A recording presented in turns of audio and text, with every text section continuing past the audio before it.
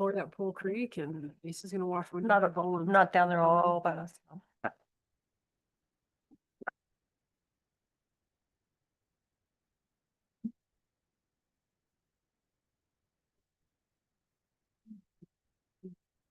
Dog food for me right now.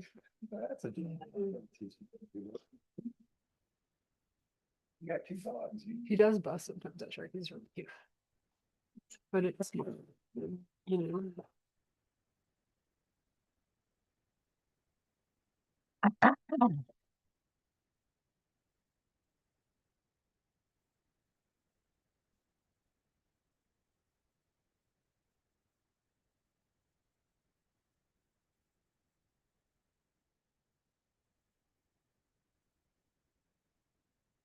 What you guys have for dinner? Oh, cool. Scallop. Oh, cheesy. You know I know one. I know it's true. Yeah.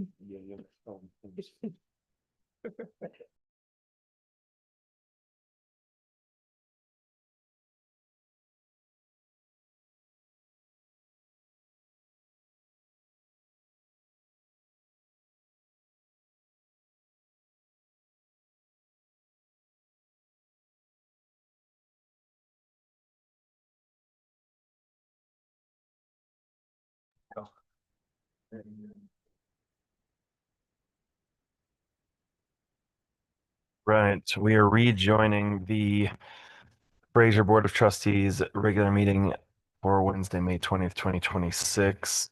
We'll do a roll call again, just so it's on the record here. Katie Fisher. Adam Quickland. Katie Souls.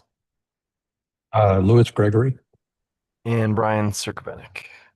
All right, could I have an approval of the agenda? Still moved. Second. Any further discussion? All in favor? Aye. Aye. Any opposed? Okay. Could I have a motion to approve the consent agenda, which includes the minutes from May 6th, 2026? So moved. Second. Any further discussion? All in favor? Aye. Any opposed? Okay. We'll move on to open forum. This is for business not on the agenda. If you are in the room and like to speak, go ahead and approach the podium there. Otherwise, if you're online, raise your hand.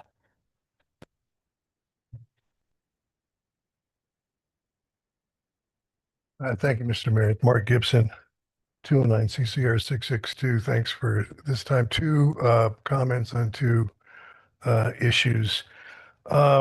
First, regarding the work that the wastewater group has done on the beer loading.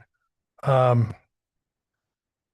was a executive in the largest our company is the largest manufacturer of water and wastewater equipment and instrumentation for over a decade.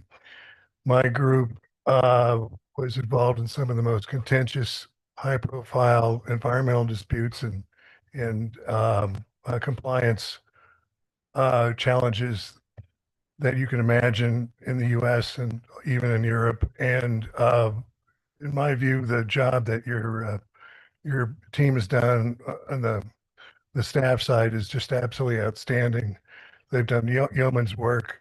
If you would go to Blue Plains or some of the largest wastewater facilities in this country, they wouldn't be bending over backwards and doing all this kind of work. It's just absolutely outstanding. If anything, they've been too nice.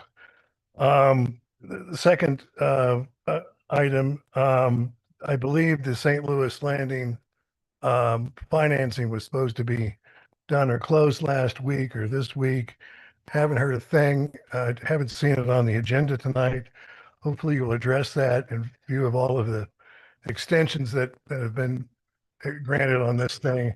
Public would like to know if this is going to turn into the St. Louis crash landing. Thank you. Thank you. I think we could provide an update maybe during updates, Yes. or we could address it now if you wanted We to. can address that component now. Sarah, I don't know if the gentleman's going to stay for the rest of the meeting, but Sarah, would you like to go ahead and provide that update now? Yeah, sure. So we actually priced on our bonds today, which is really exciting, and we have a closing date for June 4th. So we believe we are in an excellent position to not need to ask the board for any more funding. And we should be able to repay that second interim loan as soon as those bonds close on the 4th. So we were also able to accomplish a lower interest rate than we had anticipated, 6.17. Yep. And it sounds like we were oversubscribed for the number. We were just trying to sell 35 million in bonds, and we were oversubscribed for about 4 times that amount from interested buyers. So it was a very Very great solid deal. thing to hear. Wonderful. So we have investors who are very much putting their money forward and looking to close on that June 4th, and that will be that will have the same instantaneous effect when to backfill that second interim loan of 5.3 million or whatever amount up to that amount has been provided by the town will be reimbursed that same day.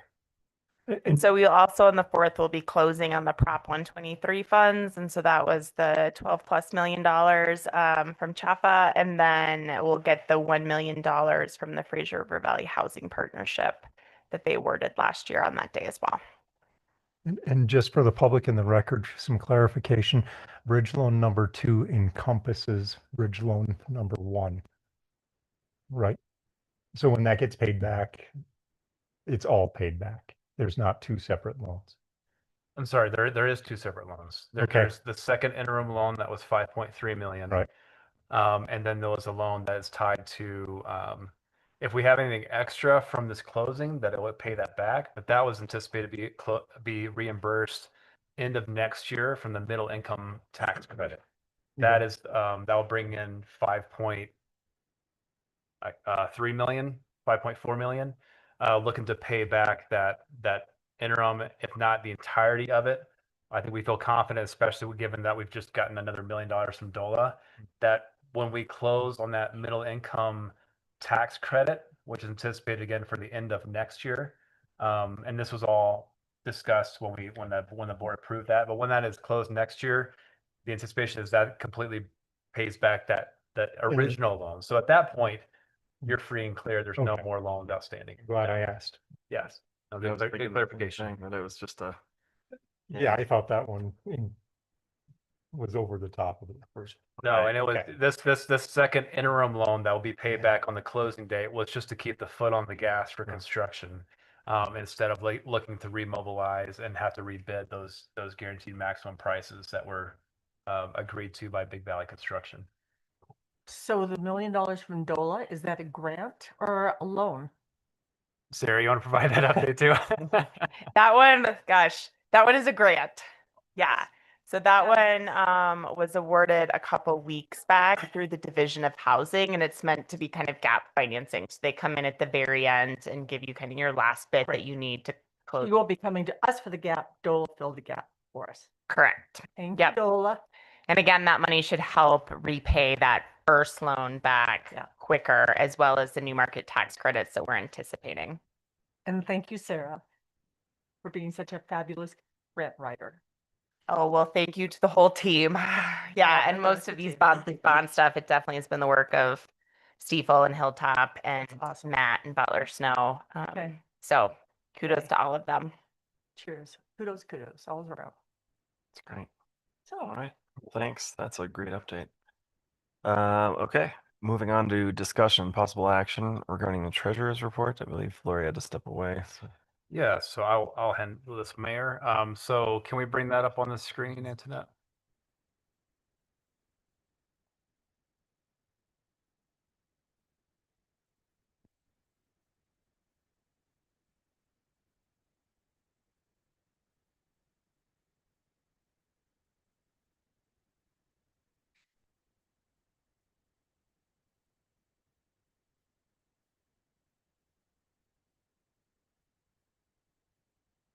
Right. Go ahead and advance that. Here's the agenda as typical with the budget presentation here. Statement of funds, sales tax revenue, short-term rental tax revenue, the remote seller's tax, and the budget expenditures to date. So this shows our operating and cash position. Once we close on June 4th, you'll see that cash position bump up pretty significantly. So we're all looking forward to that closing. And Lori is especially looking forward to that closing. So that'll be a good day. Okay. Go ahead and advance, Internet. Here's the fund balances as of May 1st for the cash that we have between Colorado Trust and our cash account with our local banks for the operating. Again, general fund will be restored once we close on the bonds, and grant reimbursements are also in the works right now too to bring in some further cash. Here's the sales tax revenue compared to March of 2025. I believe the percentile is 3.8%, down compared to March of last year, 3.48%. So right now, year over year, just from these last 3 months compared to 2025, we are at an overall average of 13.2% lower than 2025. So hopefully we see that number continue to hopefully to trend upward as we have this warmer summer and people start coming out to enjoy those activities. Hey, Michael, on this graph, I would ask that Lori change the color. It's really difficult to tell it now. Maybe a nice bright blue, sky blue, something. It's just really hard to think. That's probably different. That'd be great. I don't think it's too hard. Thank you.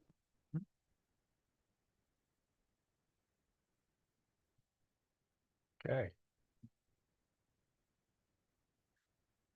Next slide. Antoinette, next slide. Nope.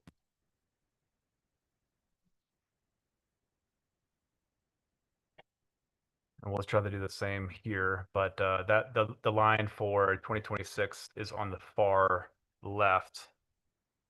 So that most recent one again is for March. So compared to March previous, this is definitely down a little bit from compared to last year and the years prior. Next slide. 12% of our total revenue is the short-term rental tax. And March STR decreased by 24.3% over March 2025.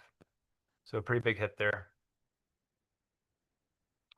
Remote seller's tax for March was above last year for the month of March.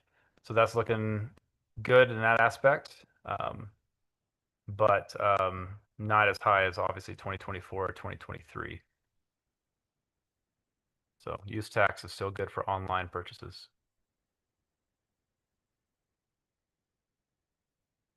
So that use tax, 6% of total revenue. So 8.86% higher than March of last year. So that aspect of things is looking good. That's only $1,000 or $2,000. I know. Yeah. Smaller pool. Yeah. Here's the actuals as far as the expenditures as approved in the 2026 budget per fund. And the percentile on the right-hand column as far as where we are to arriving at that budgeted number.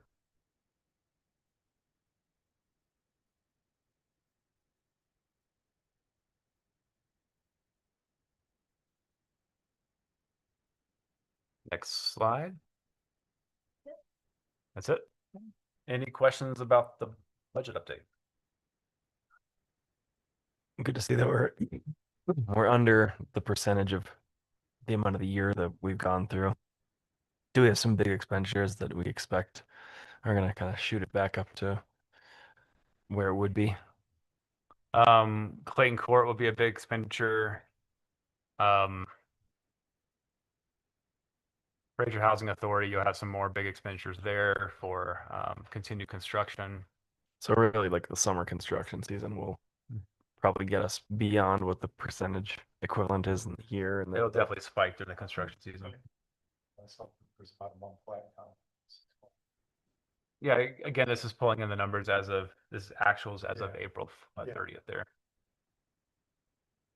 okay. Any other questions for the treasurer's report?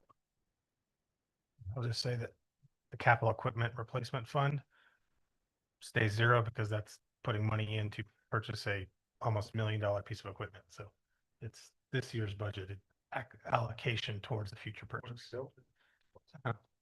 New loaders, motor grader, but a loader first. So putting the money aside now so that we're not scrambling. It falls apart. Okay. Good, good.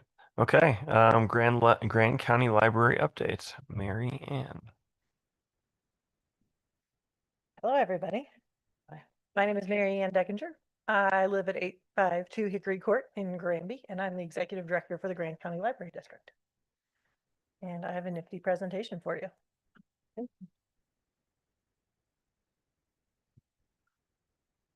All right, while she's bringing that up, show of hands, how many people have been to the Fraser Valley Library? Excellent. I will tell you, you are winning compared to all the other town presentations I've done. Highest percentage, so great job. We didn't invite the 3 that don't go. Even if they were all no's, you would still be winning. So you're also very conveniently located, very close to it. So you have no excuse not to go. So I have a presentation for you this evening. We're going to talk a little bit about what we've done in the last year and then what we have coming up in 2026. I've started with the library district about a year ago at the end of April last year. And so I have seen a whole year under my belt now. We've got some exciting things going on, and I have some talking points for you guys. Great, thank you. All right, hit the big button. Yep, when you're ready.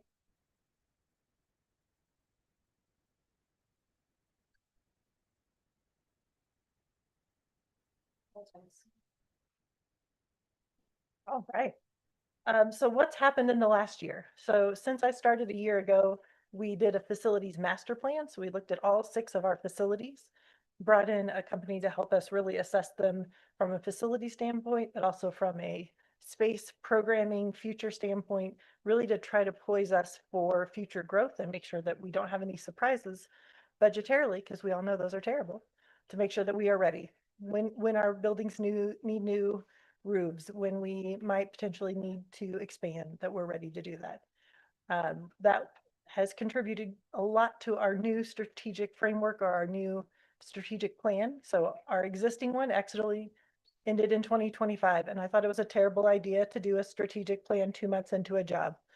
That seemed like not a wise thing. So we extended our existing strategic plan while we work on our new one right now. And our existing strategic plan, really, it was easy to extend it because it was all good things. Diverse collection and services. Everybody, we want to have a good, diverse amount of things to offer to our public, access to those things, and be a community resource. So we continue that for this year while we work on our next one. We've seen a few things. Our digital resources continue to grow. We have expanded our programmings. How many people have been to a program at the library? Okay, once again, winning, beating all the other towns. Our library visits are up. So as you can see from the last 3 years, we continue, and this is all of our libraries combined. It's awesome. Continue to grow. So I have some fun graphs. They all are to tell a story, to show you kind of what we're doing. Some trends that we're seeing. There's a misconception out there that people aren't reading physical books anymore. So this graph, the green, shows kind of our physical collection checkouts and our circulation. And you can see that still, it goes up and down, but it has stayed pretty consistent, where the gray, which is our online resources, continues to grow. So people are still checking out books. People are still reading books. They're also, in addition to that, doing a lot of online resources as well. And so that's what we're really seeing. And so we have made some conscious budgetary choices to put more emphasis on providing online resources while still maintaining our physical collection. just to put it in perspective, digital is the light blue, physical is the dark blue. So we are one of, I would say, the cutting edge libraries in the country who now has more digital resource circulation than physical resource. Wow. And it's not that our shelves are empty and there's nothing there. We just have that many more digital online resources. Our programming, we've got two different things here. You can see the upward trend. The big bars is our total program attendance, and the number of programs is the skinny line. You can see that those are both trending together. We're offering more programs and more people are coming to our programs. I wanted to highlight some of our programs. There's a really interesting program we're doing this Friday. We're actually helping with the Grand County alert system. So I know that Grand County is doing a big push to get everyone signed up on that by summer. And so they actually trained our library staff to train the trainer. And so we are actually doing a program to help sign people up for that on Friday for anybody who needs it. And then we're actually doing a drought program. It's going to be Wednesday, June 10th. And I know Wednesdays are hard for you, but I think it's going to be a really good program on drought in Grand County. And I think that's something that we all need to educate ourselves on. So that We evening, scheduled it that day because that's the second Wednesday. so you can go. Okay, so I'll expect to I'm see you. presenting. Fantastic. And I expect to see you all there, right? What time is it? So think guiltless self-promotion plug. It's going to be a great program. It's one of the programs I'm really excited to go to, but I have to say, I go to programs in all of our different facilities. I have been to some really interesting programs. Death and Dying for Dummies was a great program. 10 out of 10 would recommend. It is a terrible topic, but it's a great program to go learn about. My son likes Pokemon, so Pokemon Club is a thing. I've been to Pokemon Club at multiple libraries. But we really just have such a variety. I really believe we have something for everyone, for every age group, for every demographic. We have a program. So check those out if you haven't already, or just come lead the program. Also an option. We worked it around this.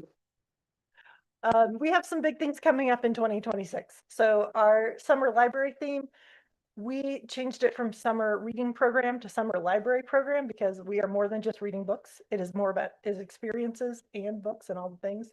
It's called Unearth the Story. So it's dinosaur themed, which I think is perfect for Grand County. Do not be surprised if you see people in inflatable dinosaur costumes running around the library and doing things. There's going to be a lot of that this summer. It's going to be really fun. Has anybody participated in the summer library program as an adult? Did you know you can? So our summer library program has an adult component. You can choose to participate. You get a form at the library, you fill out your things, you turn it in at the end. We draw for prizes. We have some great prizes for adults this year. Stand-up paddleboard and a Grand Lake pontoon trip for you and 15 of your friends. So if you're already a reader, just fill out the form. It's not just for kids. So really would like to encourage everybody to take advantage of that. We have some other exciting things going on at the end of this month. We actually have our 20th anniversary for Juniper in Grand Lake. Our newest buildings in the library district are 20 years old, which seems really crazy to me because I remember them being built. But both Juniper and Granby turned 20 years this year. So we'll be having parties for both of those to celebrate. I told you we're working on our next strategic plan. We just worked on that, had a big retreat last week. We're working on putting that together to figure out what is the future of the library. All this data that I'm showing you, all of the information we've got from our community, from this plan we did with our facilities, really just trying to synthesize all of that information and come up with a really great plan of like, where's the library headed? So I'm working on that in my spare time. We also had an initiative to hire a full-time marketing person because we understand we offer a lot of things, but not everybody knows what we offer. And so one of my observations coming into this organization was that we need to do a better job at educating our public or selling ourselves of what we do. So we actually created a full-time marketing position. They started about a month ago. So I'm hoping you'll see it on our social media and just in general, know more about what programs are happening at the library and that there's a drought program happening. I hope you all know and see that. So we've had some things. We got some things going on. I have one other small project we're working on. We closed on 3.5 acres of land in Kremling, and so we are in the process of building a brand new library for the Wow. town of Kremling and our friends on the western side. They have a teeny tiny library and a ton of programming, and it gets a ton of use. And so we're really excited to be able to do this for the community of Kremling. We actually just met with our architects to do a charrette to work on our design plan and like really start actually putting it together. And to put it in perspective, there wasn't a building, we couldn't meet at the library because there wasn't a room big enough for us to meet to discuss designing the library. So we had to find somewhere else to meet because we couldn't even meet at our own library.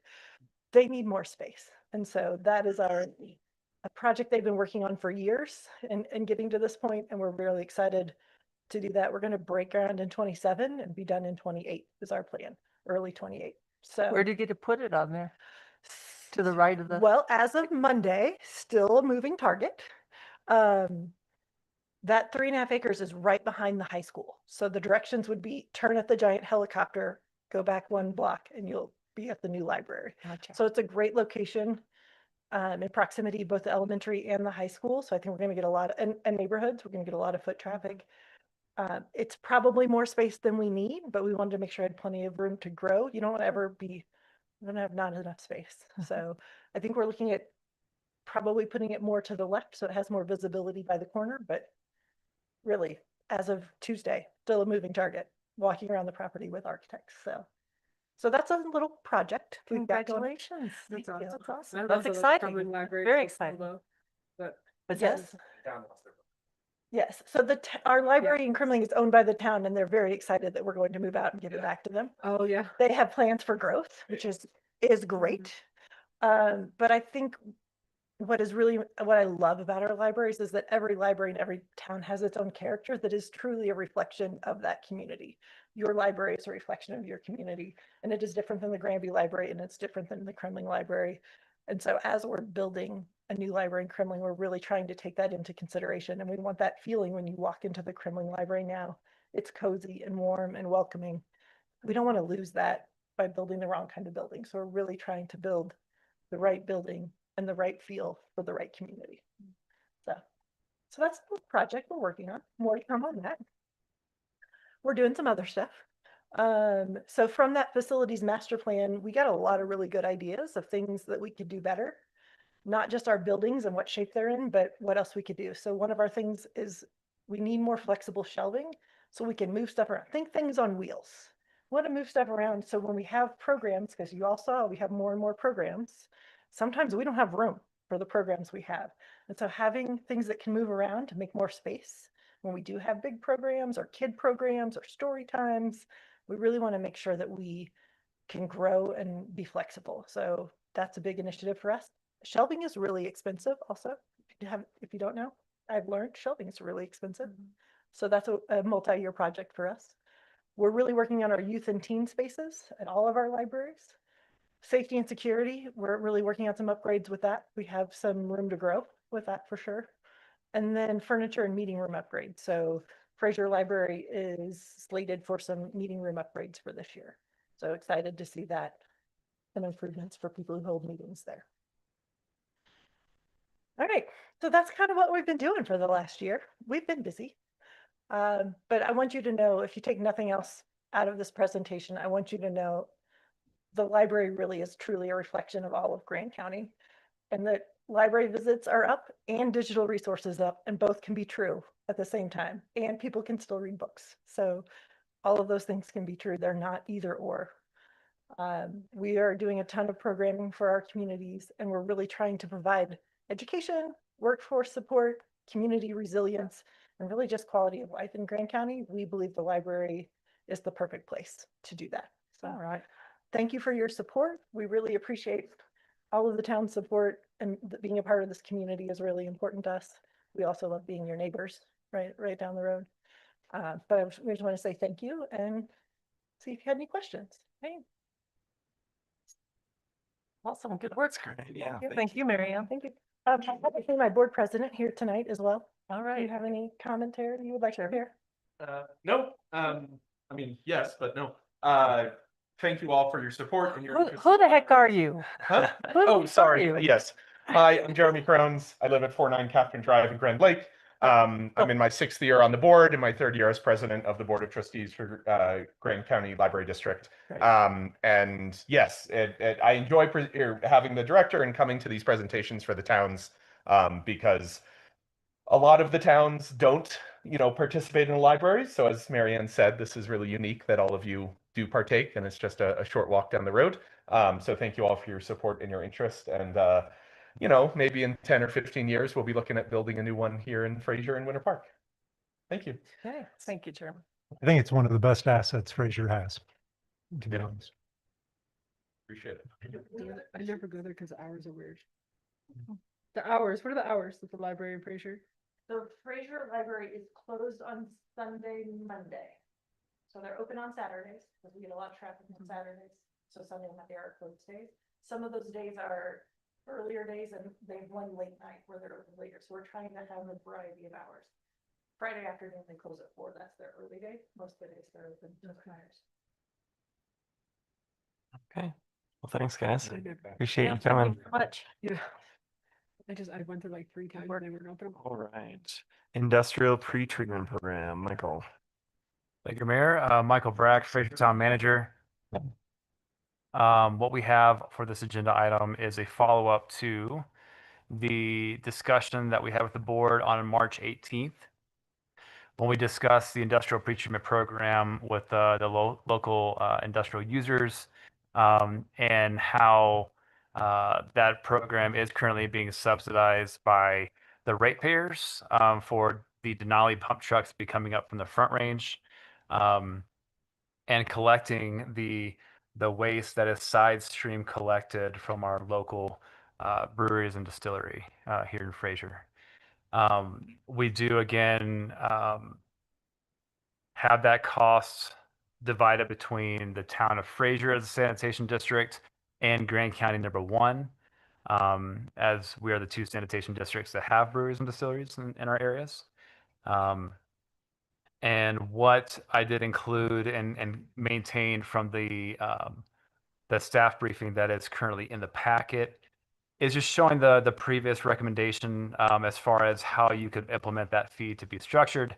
But from that March 18th meeting when we last brought this forward, and as recently discussed at the JFOC meeting last week, the conclusion of that meeting was to look into a trickle method to see if it would be viable for the breweries and distillery that do side stream capture their liquid waste to be able to trickle it that down the sewer collection system.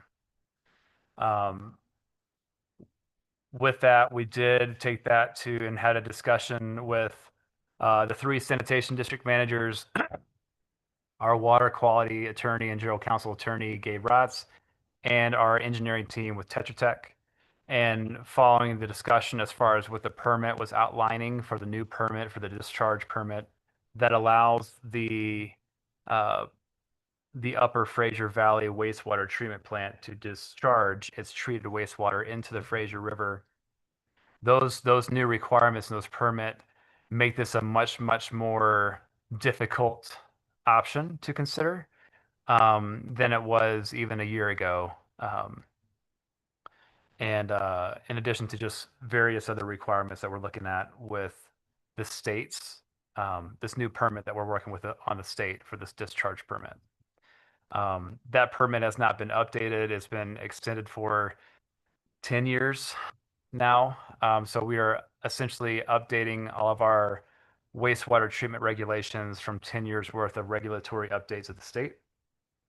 So this new permit does encompass all of that.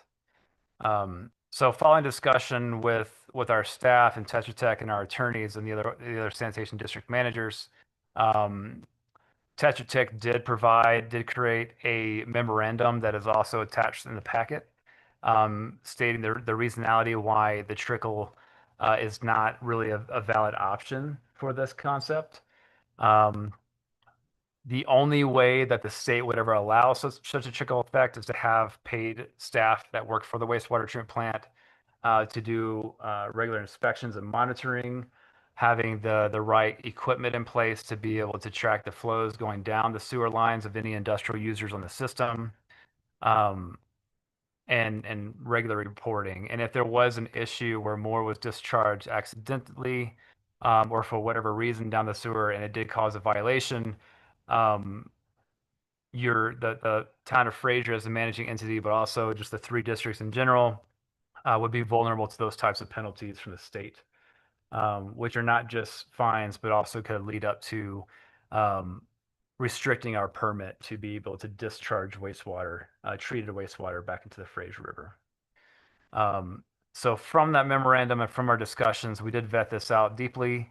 And it still is the best option to continue to have Denali come up from the Front Range to collect this. We have restricted that to one service per month, just to keep the costs under control.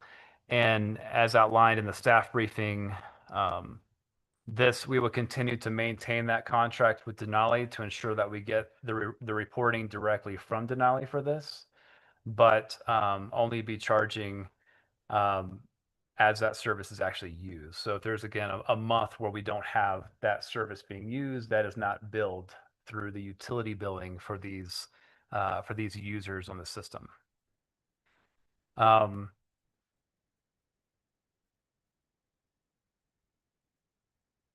So again, I did outline what that could look like, and the methodology is really to look at the previous 12-month period, calendar year, as far as what that has been. If there are any major changes in the brewing or distilling process from these users, I think the town would be a sounding board for that and listen to it. And if there is a reasonable reason for them no longer to be charged any type of appropriation of this fee, I think that's definitely worth considering. But the reasonality between using the previous calendar year is really, honestly, just to demonstrate a more sound system and charging system to discourage any notion of false reporting, or not wanting to have any waste collected. I think that we've had good interactions with our users, especially on our system, but you just don't want to provide the opportunity for, or incentivize a bad decision to be made, which could result in that discharge down the system. So with that, again, just bring this back forward to the board with that option being vetted. Again, with the ongoing work at the plant to expand the capacity to accommodate the next 20 years of development and to meet the new permit regulations and everything else. As part of the application for this permit, we're required to provide every commercial user on the system. The last time that we had this permit issued, we did not have any brewers or distilleries. So now that you have brewers or distilleries, you're required to provide every commercial user that's on the system and what types of waste they are generating and how that waste is handled. And if you have any commercial users that have anything other than just general residential use waste going down the sewer line, you have to show an industrial pre-treatment program for how you're accommodating that waste coming down. So it's important to, I think, just, set the expectation with this type of service. And additionally, just in the future, as you have new types of services coming on, while the code may already address it, and you may not understand the impacts of it. So just as something that I would just put out just for advice, it's just, if you have something like psychedelic mushrooms that has been approved by the state for manufacturing, I mean, you could have something like that as a waste byproduct that you would want to look into before business licenses are approved or such. That's just an example. Not even saying that is a waste concern, but just you don't know because we don't have that in our system yet. So with that, again, I did show the breakdown in costs of what we're expecting and worked on a tiered system to be equitable between the users, the breweries and the distillery on the system based on the number of gallons that have been collected in the previous year. And that cost will be divided as shown in that chart in the staff briefing. Of course, unless there's nobody comes up to actually collect that waste. So I think this incentivizes a few things. One, incentivizes just better coordination between the breweries to actually coordinate a little bit on manufacturing and collection. Hopefully that can have some financial savings there. And additionally, the last time that I brought this back, I recommended an implementation date of June, and I have since changed that to just July, for if the board does approve to move forward this direction, that this invoicing would only be applied to their billing starting in July if a Denali pump truck does come up to the valley to service those waste containers, that would be divided, those costs would be divided as shown on the chart to those users. So you had said it's $2,000 a month for Denali to come up. So does that include winter parks? Yes, so Breweries that still. Grant Okay, County #1, Gotcha. majority of the proper town of Winter Park. Yeah. We split that 50-50. Gotcha. So Okay. even if, you're looking at a different use right now, That's like $1,000. yeah, it's Gotcha.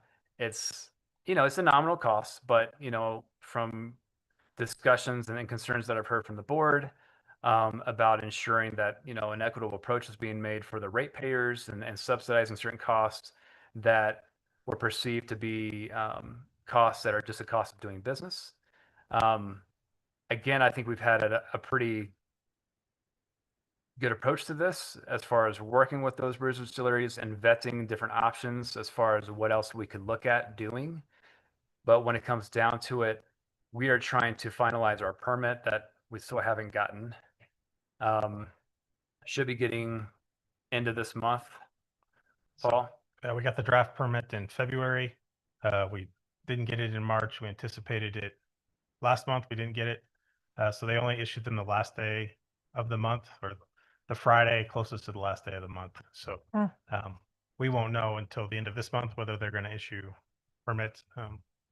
There's a little bit of encouragement in that we didn't get it last month, but there was no limit changes for Aspen Consolidated or Three Lakes. So the draft permit is what went into effect for those two. And we're not expecting any changes as far as the industrial pretreatment program changes. The only changes that our attorney team really pushed back on was the total inorganic nitrogen limits. I think some of the metals, but as far as this type of program, we're not looking at any changes from the state for that draft, for that permit piece.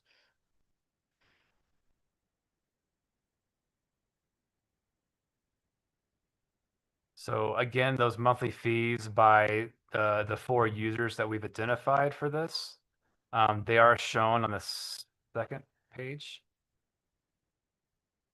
I'm sorry, the third page of the staff briefing. Mm-hmm. So that monthly fee that you're seeing there would only be applied if that service comes up to service the brewers and distilleries. And I think since we've had this discussion, we've had better coordination between the brewers and distilleries as far as when to come up and where who needs service and who does not need service. And have included the brewers and distilleries on those emails, and just to help with Denali providing better transparency and communication moving forward. So again, these monthly fees would only apply for the months that they actually come up. So Denali has the capacity to take all of their waste on an average production month? Well, it greatly depends on, I guess, the size of the containers that they have at each of these locations as far as how much waste they can consume. How much they can store? Paul, those Denali trucks, 2,500 gallons. There hasn't been any issues of the trucks being full. Okay, Mhm. this stage. Yep. Because they're generally servicing a tote at a time. So one tote at a time fits in a truck.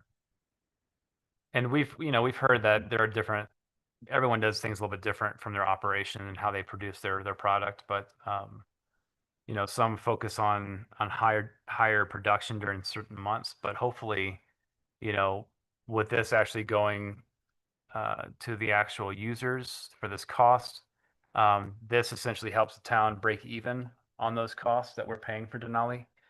And if there are efficiencies through the collaboration of the users, just to look at producing on certain months of the year, that would lower their financial burden on this service as well.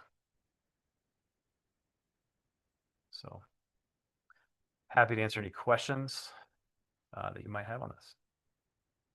Take it. We'll do board first and then the public if we can. Do you guys have any? No questions? All right, go ahead, Nick. How's it going, everybody? I'm Nick Crabb, the owner of Camber Brewing in Fraser. Because I'm getting old. I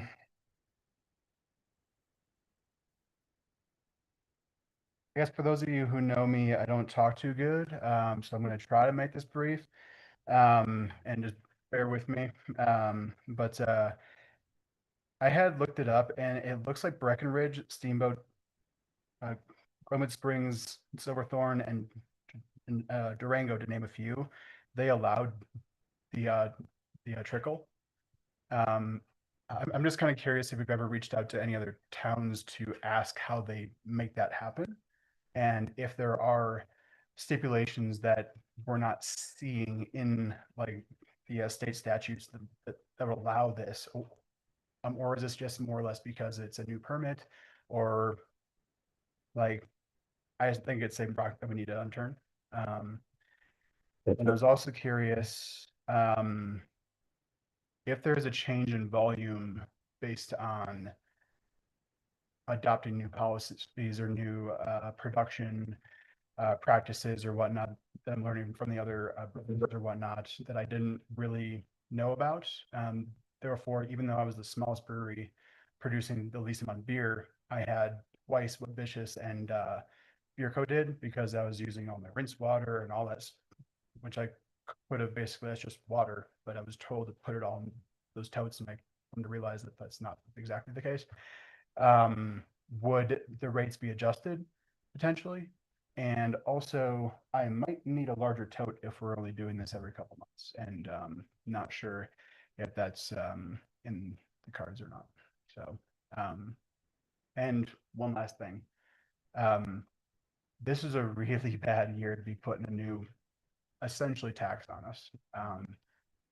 Like most breweries are down upwards of 15-20%, like more than most businesses. Beer in general is just not doing well, and it'd be a hard thing to swallow to basically have that new cost added to also much lower revenues, especially since 24 was much lower than 23, 25 was much lower than 24, and now 26 is just tanking, probably because of the snow, hopefully, but just more or less things that it's not going the right way to add a new tax. So that would be detrimental to quite a few of us. So yeah, just my 2 cents. So happy to answer some questions from Yeah, Mr. Krabs. thanks. So the permit requirements are based on the time and place from when the permit is issued. It's typically a 5-year permit, but most people do live off extensions because the state is so backed up on these permits. So our team, as they go to numerous conferences and they have multiple conversations with these different users, and they've talked to Steamboat and Breckenridge, these different guys. We've talked directly with the gentleman that runs in Frisco as well. They have one user and they had to address it because of the one user. It is based on the permit that is in place, because when these trickle conversations first happened, I don't know, Nick, 2 years ago, when we had our Tetra Tech team here in place, we hosted an open house. The permit that we had was definitely more open to that type of deal. And that's why it was discussed as a possible alternative. Was never shown as like, this is definitely going to be a solution, but just a possible alternative to look into. And since we've been going through these conversations with the state, their expectations and their conversations that we've been having for months now have been very much, but like talking about how these are going to be the expectations. You won't be able to bring anything that has this chemical composition cannot be discharged down the sewer system. So it really is a permanent place. I mean, they've talked to these different entities and they all have challenges with it.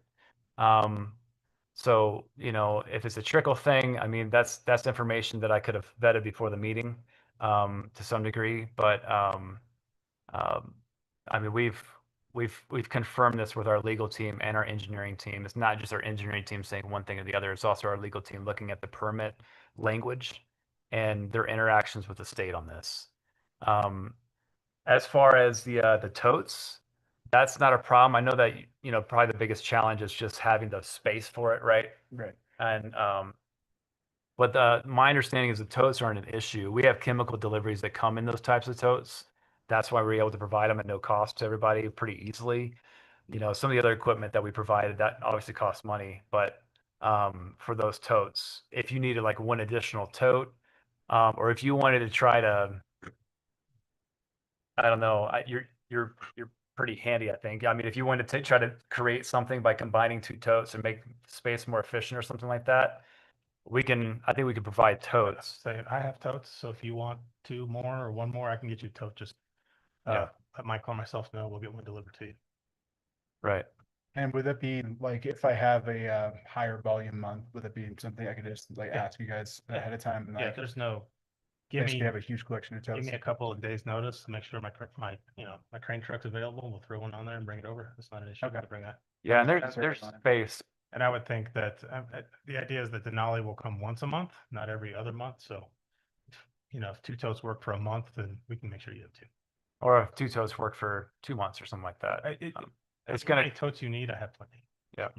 And do you also have those big square ones that are like 150? Yeah, we have the square one. We'd bring in the Okay. square ones with the Okay. metal frame. Yeah. Okay.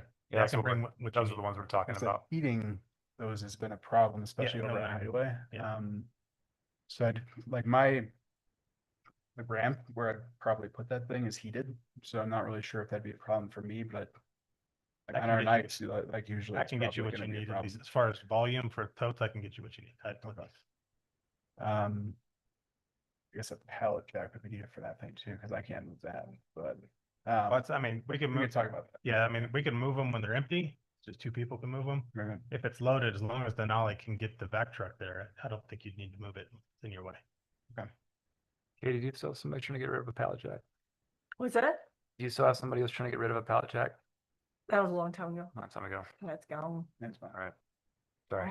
No. I know that, the team can help you put it where it needs to be at the time.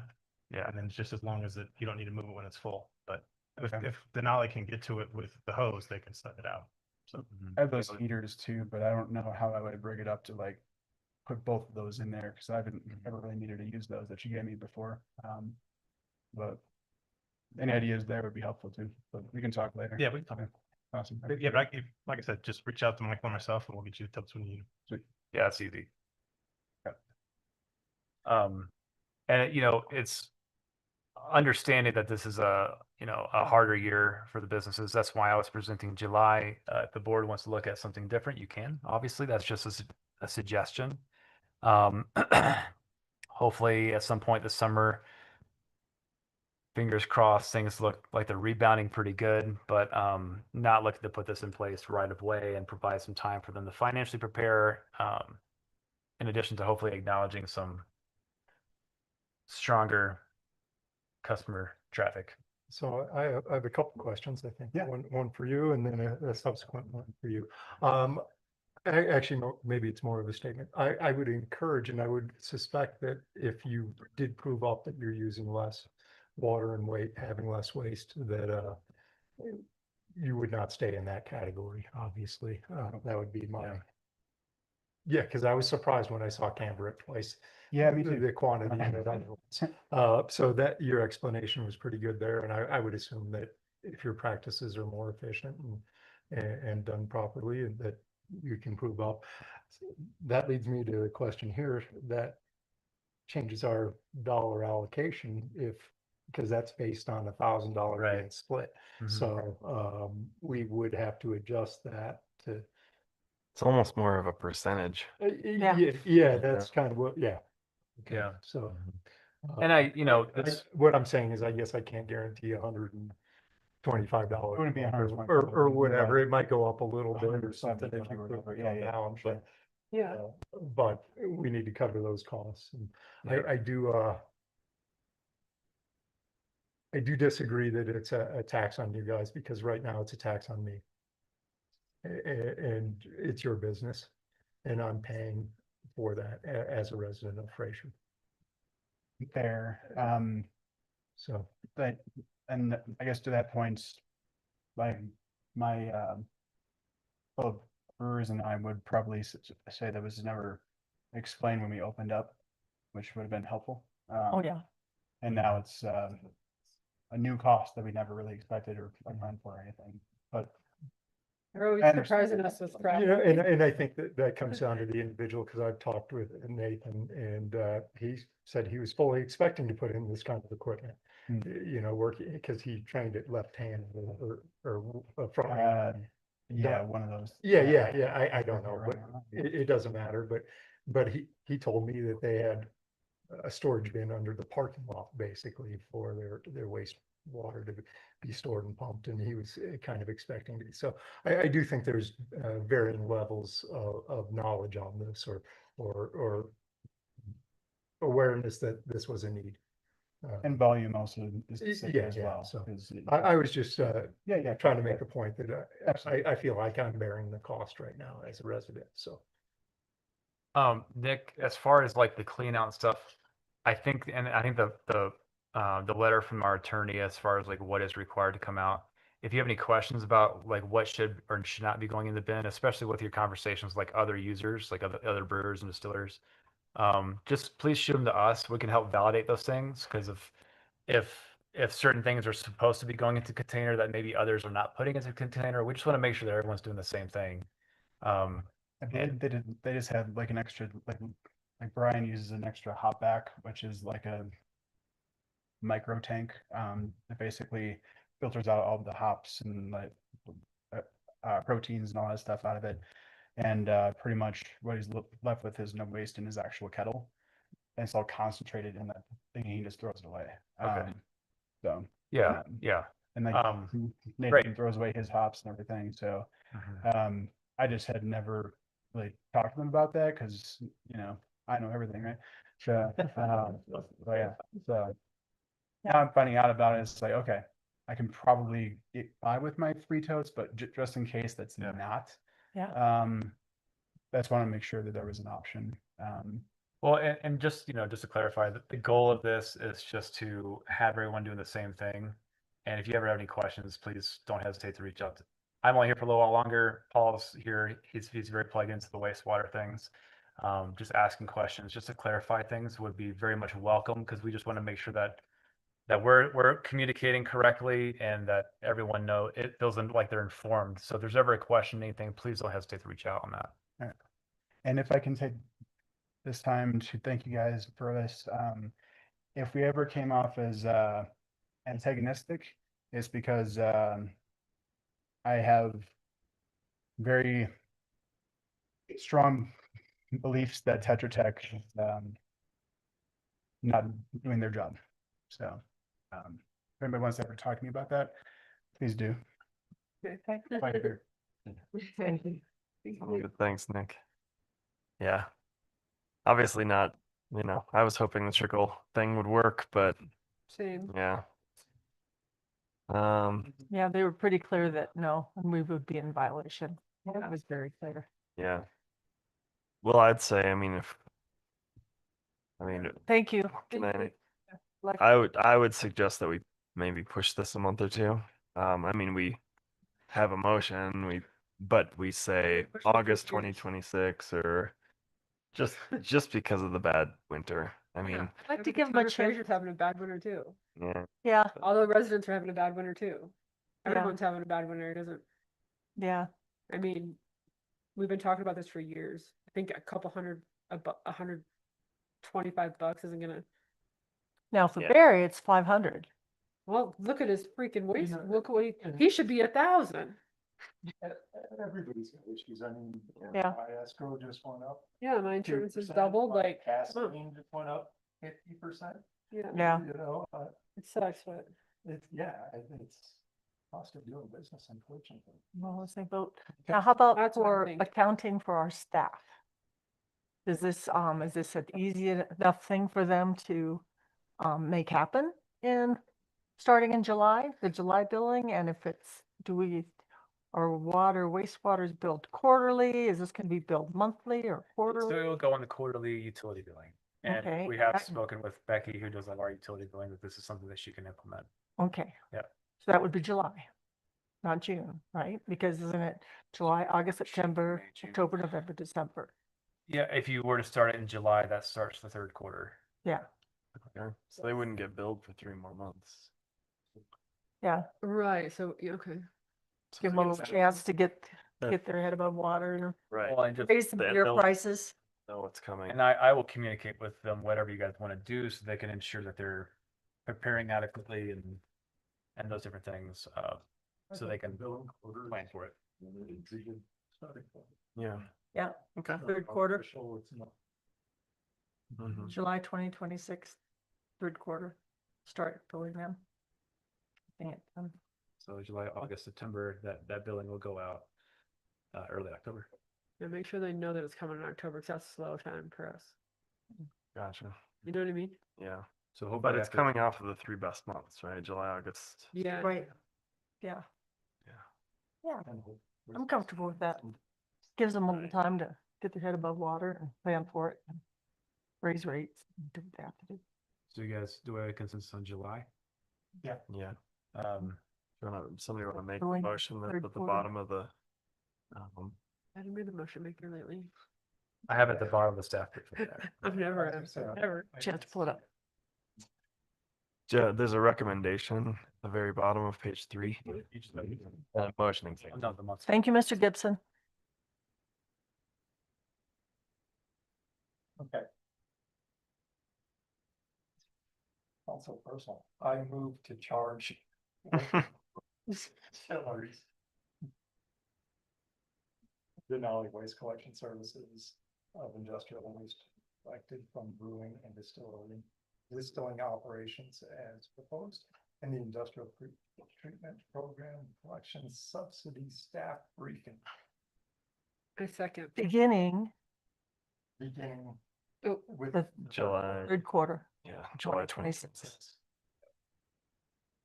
there a second? I second. Any further discussion?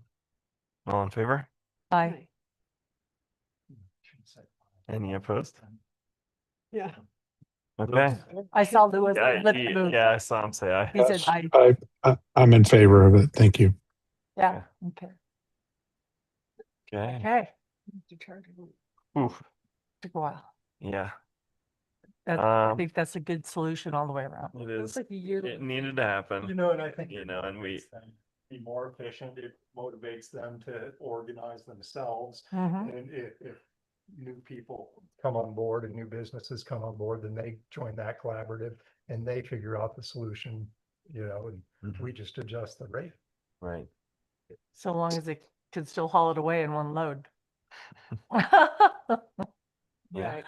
Which we'll tell later. Well, again, I Cool. think that's all of them. If we're starting to think maybe it's every other month, every once in a while, well, then they start to schedule it out and say, we need to have this quantity every month, and they need to organize it. All righty. Okay. Yeah. Well, thanks for the discussion, everybody. You guys talked to Good to Go, right? To see if they could tack it onto the grease. We did. The issue is that they can't find a treatment location. Yeah, So Denali has a proprietary treatment all location. right. So Good to Go, there was one in Granby. But they just recently started. We have a different person that works for Good to Go, like it's our subcontractor, I'm just curious. It's over. Let's just. It's not an issue. Yeah, we're done for now. Yeah. They had Where to nowhere get to it Good to go? They what? They didn't have anywhere to take that. Correct. Okay. Whereas Yeah, Denali yeah, had a but- contract. Yeah. I don't know the answer to Like the RV going over the fence. that. The train. The Dave Matthews. Should be. Okay. Rolling.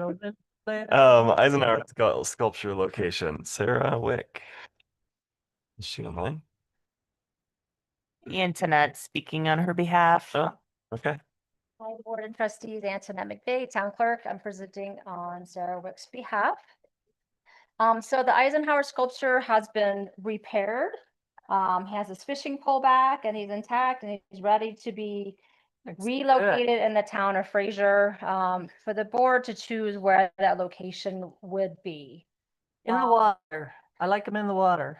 So, Watch you guys. I can read the briefing, or would you guys like me to read it?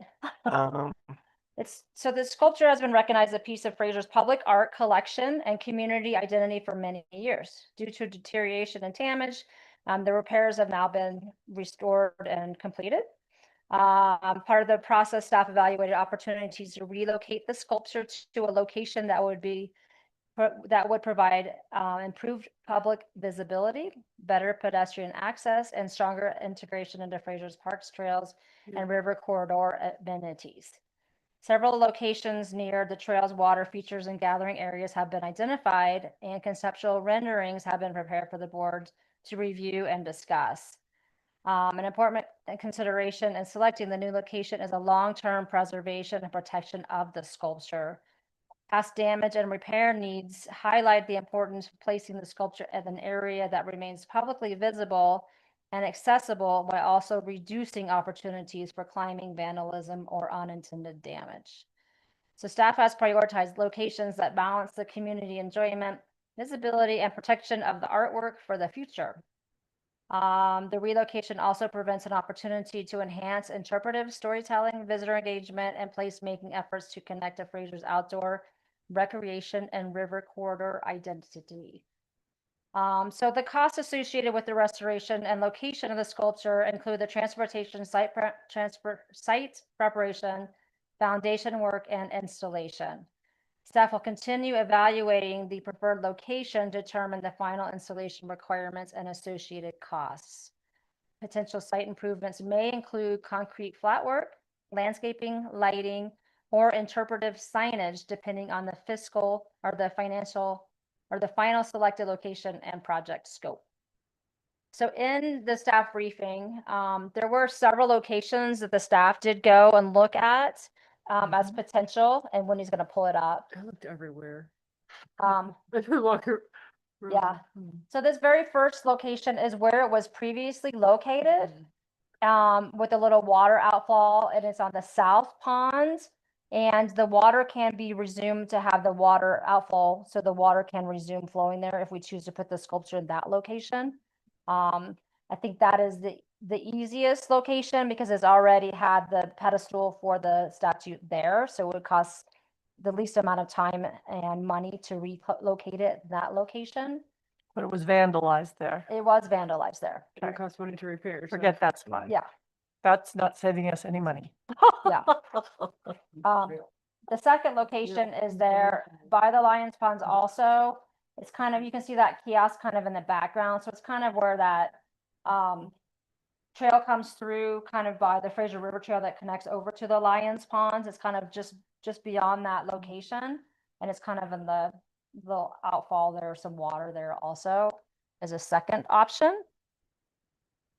The third option would be actually in the pond, I like that.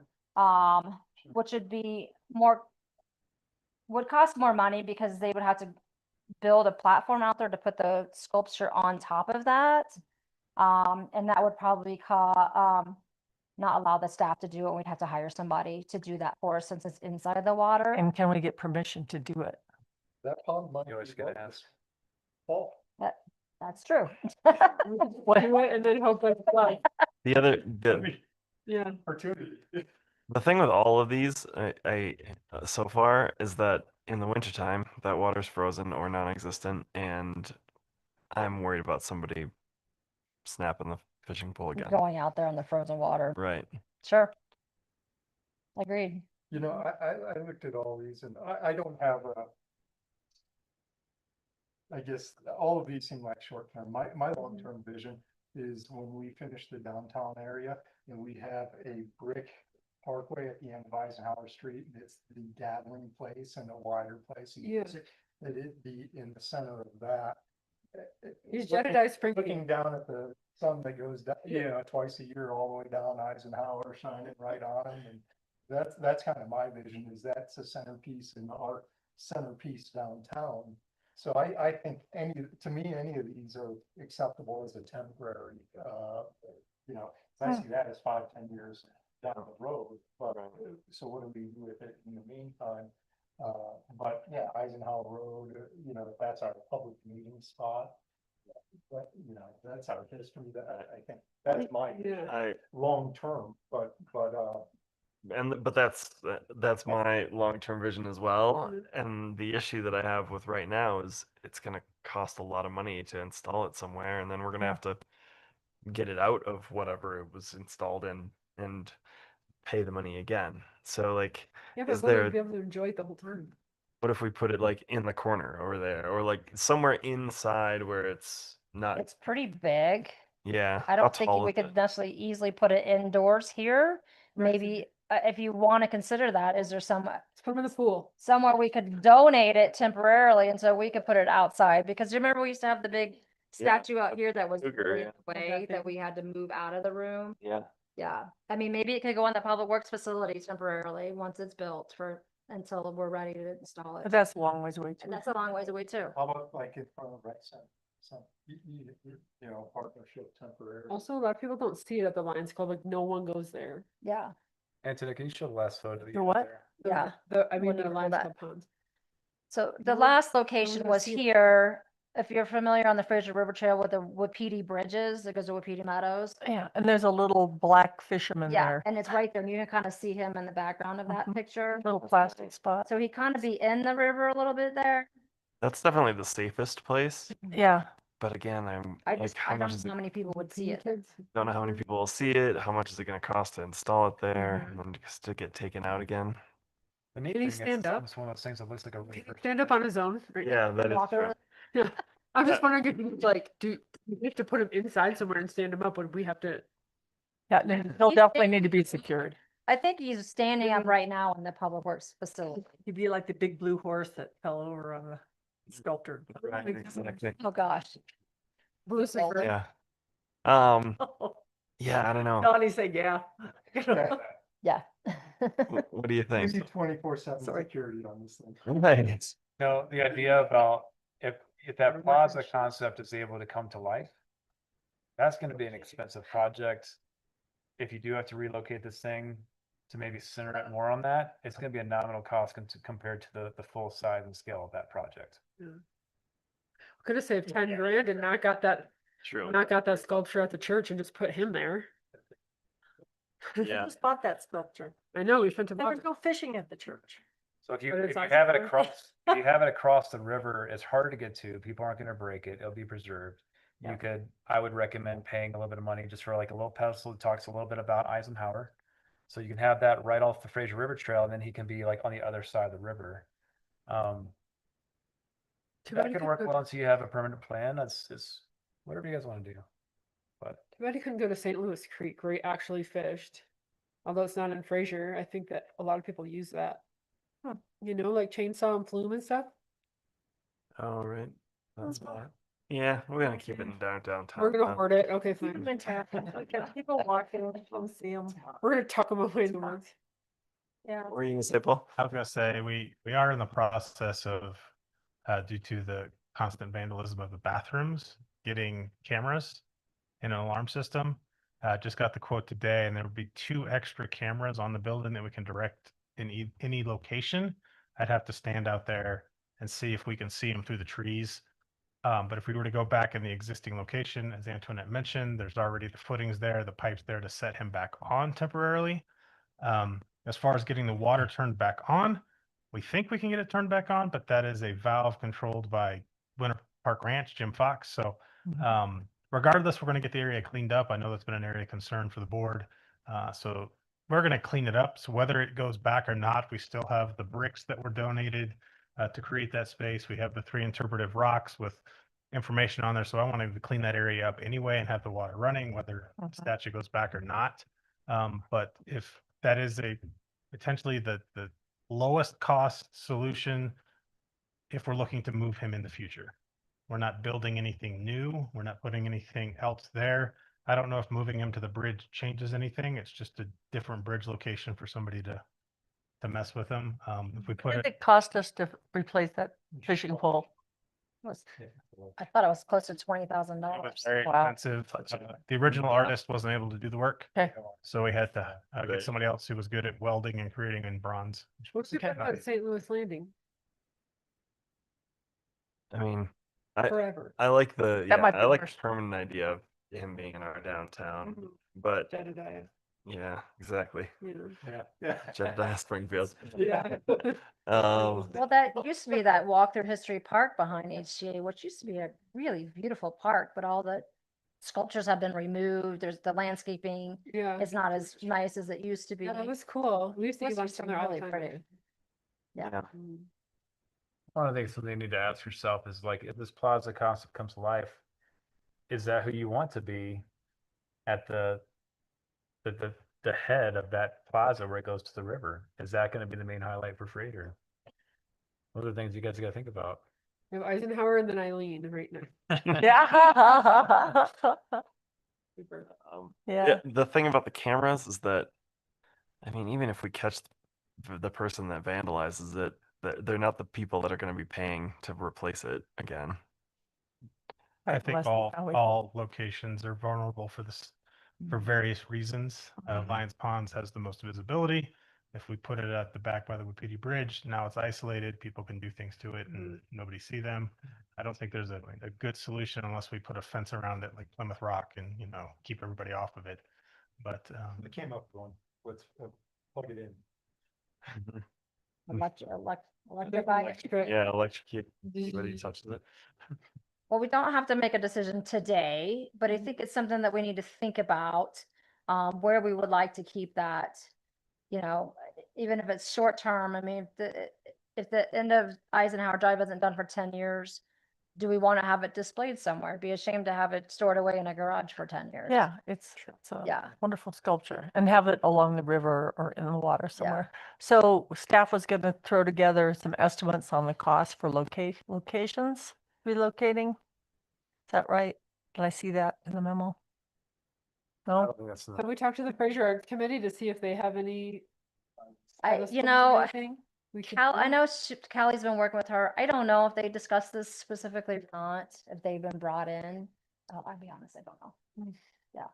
I'm not If you sure. want to wait for cost estimates, we can Yeah. bring that back. Mhm. You know, it's starting to get nicer out again. So, you know, opportunities for like Katie mentioned, walking around a little bit, getting a feel for it. Yeah. St. Louis Landing there in the St. Louis Creek could be an interesting location if that's where he fished the most often. Kind of interesting. I mean, that's a rumor. I'm not factual. And I wonder if He didn't tell me that. You didn't ask him?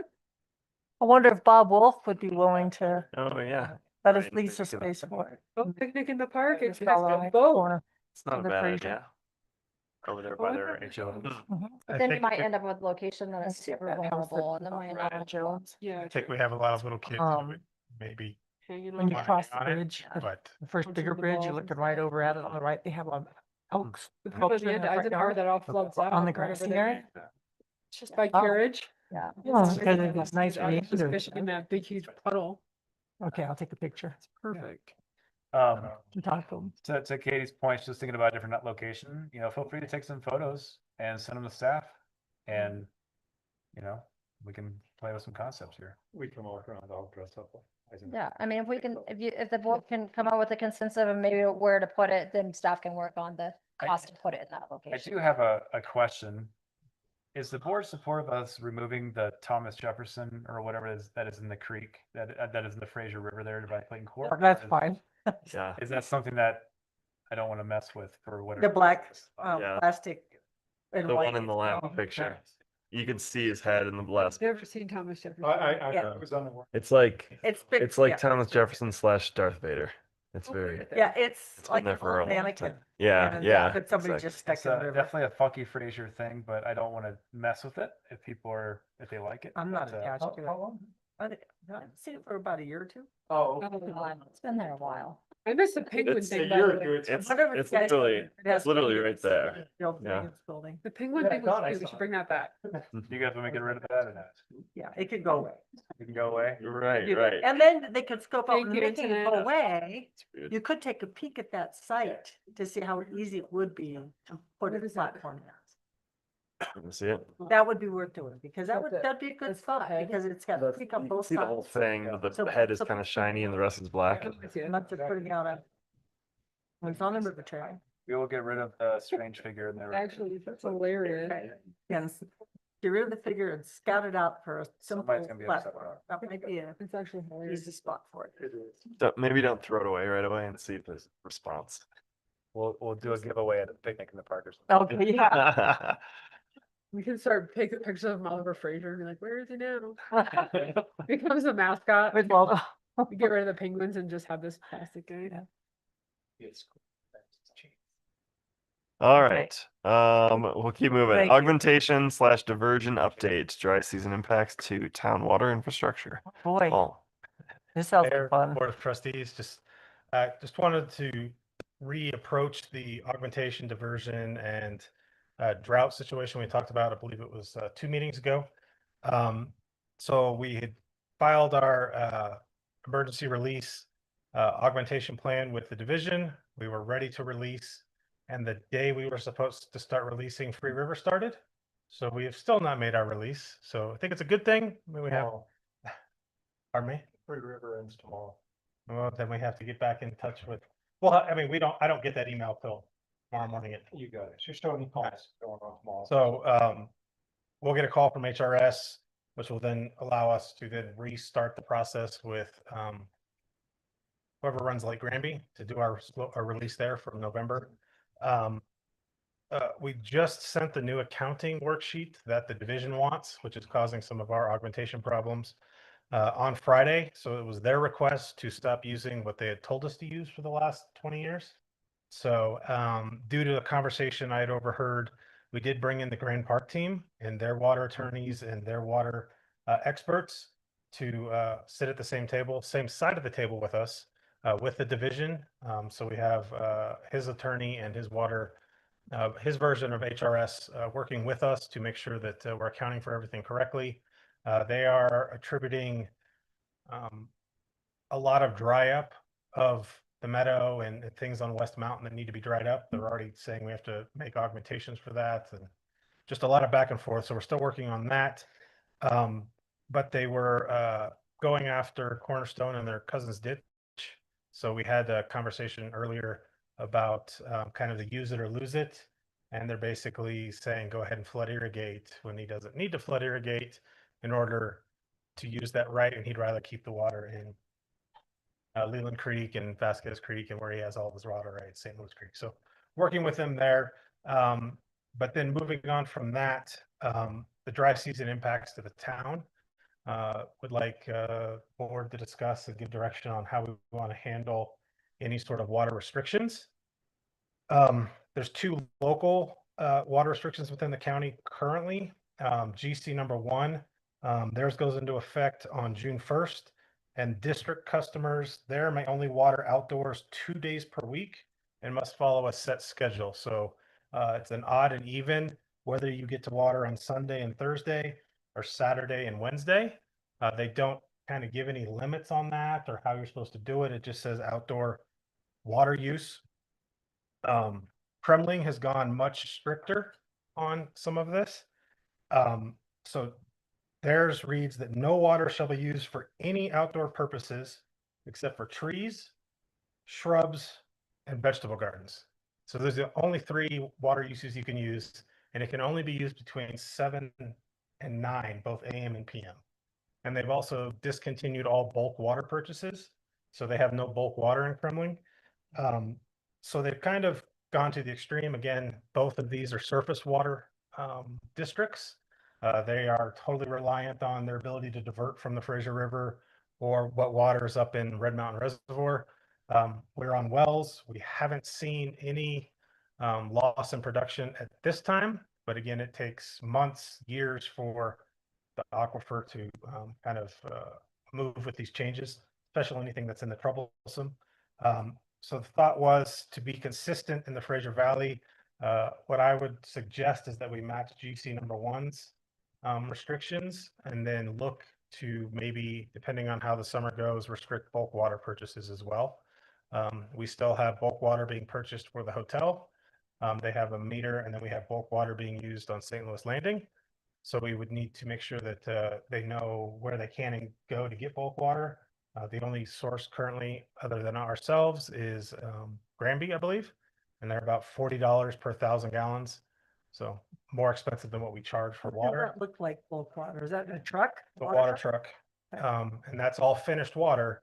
So anything we use then must be augmented for. So as Trustee quickly mentioned earlier, the historic user pool, it's filling, but only to a certain point. And once we start, they Depleting. stop releasing, then we have issues in our north system because that's our only augmentation. So Grand County 1, what is their restrictions?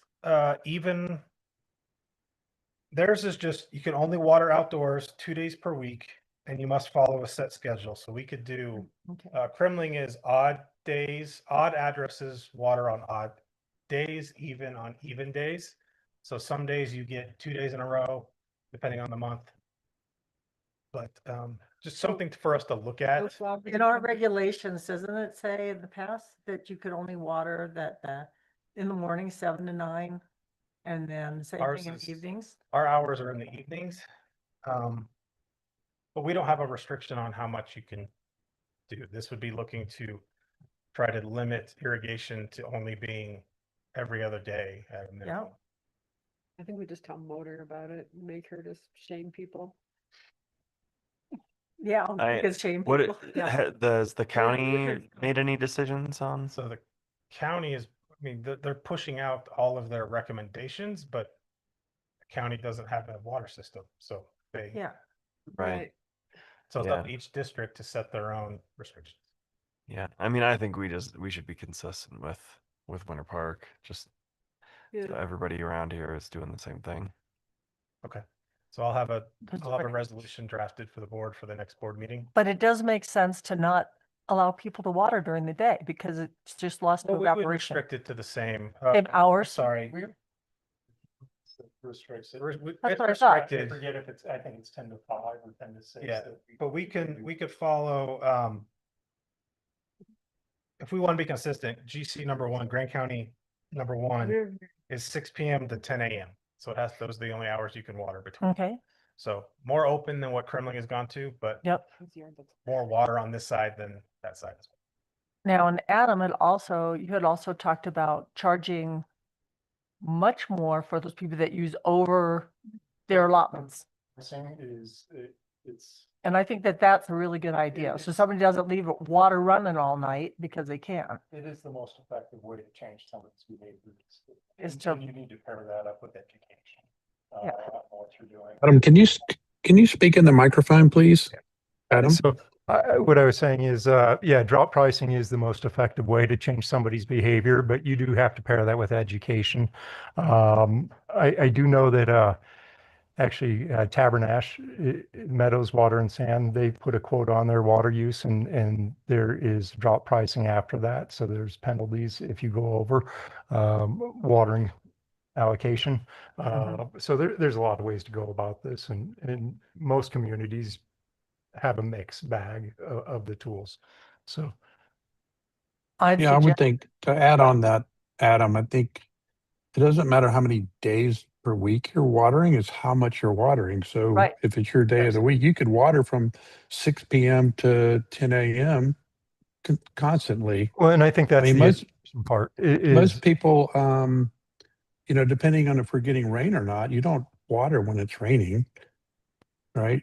Unless it's on a timer a lot of people. and you're not paying attention. Well, right, but it matters more how much you're watering versus how many days a week you're watering. And there's a saturation point with bluegrass. You're basically getting it watered in the first half hour to hour. It takes about a half inch of water because those root systems are short and stuff like that. So if you're trying to saturate down to a foot, you're just wasting water. And when you're irrigating, it there's a thing called LIRF, which is lawn irrigation return flow. That doesn't exist in this kind of situation because you need the water table to be high and you need to saturate the ground to reach the water table for LIRF to exist. So it truly is a matter of frequency and duration. You're correct. So if we're going to do it, a financial disincentive for Mhm. people to do that, third quarter, Mhm. and I don't know how it looks on our water bill because I don't see it anymore because I get it online and I don't look at it. But for that over your standard use right now, it's what, I don't know, something per 100 gallons or About- 1,000 yeah. gallons. $1.77 per 1,000 gallons. Okay, so now we're going to make it. I don't think you changed T1. That's your average user. That's your fan Right. base. No, the base stays the same. It's yeah. the one for over. Yeah, it's Tier tier two. 2 and tier 3, which are your heavy users, are the ones that you want to do this to, if you want to take that direction. Well, I have an I'd say anyone who's going over their usual usage, or they're adding on that extra, because it, like you say, it could be somebody in town that just decides that I'm just gonna leave my water on all night. So I have an example. We have, I don't know where the addresses are. I just have a report that shows at least 6 or 7 houses that last irrigation season averaged 800 gallons per day, which is It's a lot of water. a lot of water. That uses their allocation in 4 days. Okay. Each EQR has For the month? for the year. Oh. Each So, EQR, I forget the exact number, but it's like 3,500 gallons on a Yeah. year. so It- tier it's one, what you get. so you take your $153, you'd add your 12,000 gallons allowed in tier one, it's $21 in consumption. This is using a 30% drought increase. Tier two would then go to 459 per 1,000 gallons. There'd be 8,000 more there because it goes up to 20,000. That's $36.72. Where it really takes effect is in that tier three at $9.17, but at 52,000 gallons, that's $476. So their total bill comes out to almost $700. You might get their attention. So the people that were burning the 800 gallons, what tier were they in? Any idea? The homes? Those end up in tier three, but at our tier three rates of $6 per. Oh, that's right. gallon Tiers are based on quantity used, not the Quantity size of the unit. used. I So, It's when you take it into perspective of where some of these houses are located, at what number does it take to get their attention before they actually notice that, oh, my water bill was $1,200 instead of the normal 600? Yeah. When those are on automatic in some of these locations, it's not noticeable. You know, if we were to see somebody in Old Town using 800 gallons, it'd be very noticeable and probably painful. But a lot of these are So- homes that are not occupied. Okay. Right. Generally. They're all on timers and. So Paul, I have a question for you, because I remember talking to Lucas, and these smart meters are being put in. Apparently people should be able to monitor their usage like on a daily basis. Is there any way that real time that people can see how much water they're using? Because, we get these quarterly water bills and it's like too late to know, if you're So wasting water or you have a leak or whatever. Yes, the idea is once we have them all implemented, we can then give, residential access to the system. But right now we're only about 2/3 of the way through town. So we're actually, trying to get some of these second homes getting into those. We're getting traction now, but it was harder at the start of this project to get into those homes. But I think there is the ability to do that. They're only as smart as how you program them. If I do 3 loads of laundry, it tells me I have a water leak in my house, or it tells me I've been running. So, I mean, I get these alerts and I run home and I check everything and it's, oh, we did 4 loads of laundry. So it really depends, but it can tell, they're pretty good at telling the difference between a shower and running irrigation, because that's a large volume over a set period of time. But they're sensitive enough to know that when there's a certain trend that we know it's a toilet flapper, and nobody thinks that that's a lot of water, but when it runs nonstop, Yeah. it's a lot of water. So I think Yeah, In the I think you future, just have to give people that information or give them access to that information yeah, and so they can self-monitor, right? currently Lucas checks it daily, and if there's an anomaly, he's calling that homeowner. So are we still doing monthly meter reads? Yes, we still have to go out and do monthly meter reads as Okay, well. because I know we did that kind of as part of the rationale was a courtesy. If we found Yes, so a now high instead usage, we of- would give a call. Instead of monthly, Lucas is looking at it no less than weekly, but he tries to look for any large consumptions daily. One of the first things he does every day, and then we start making phone calls. Hey, we think you have a water leak. We think you have a flapper. You know, you got a toilet running nonstop, which is, you know, a So- bathroom that's not used often. If it's running, people don't know. Paul, do we have people already irrigating this year? I believe they've seen some irrigation. Okay, because our irrigation season is defined in our water rights, and to irrigate before that starts is contrary to our water rights. So And so I'm thinking that in addition, in our water conservation ordinance, we restrict hours during the day, but we need to define our irrigation system because we're outside of our water rights irrigating in early May and late October. There's 153-day irrigation season that is defined in our water rights.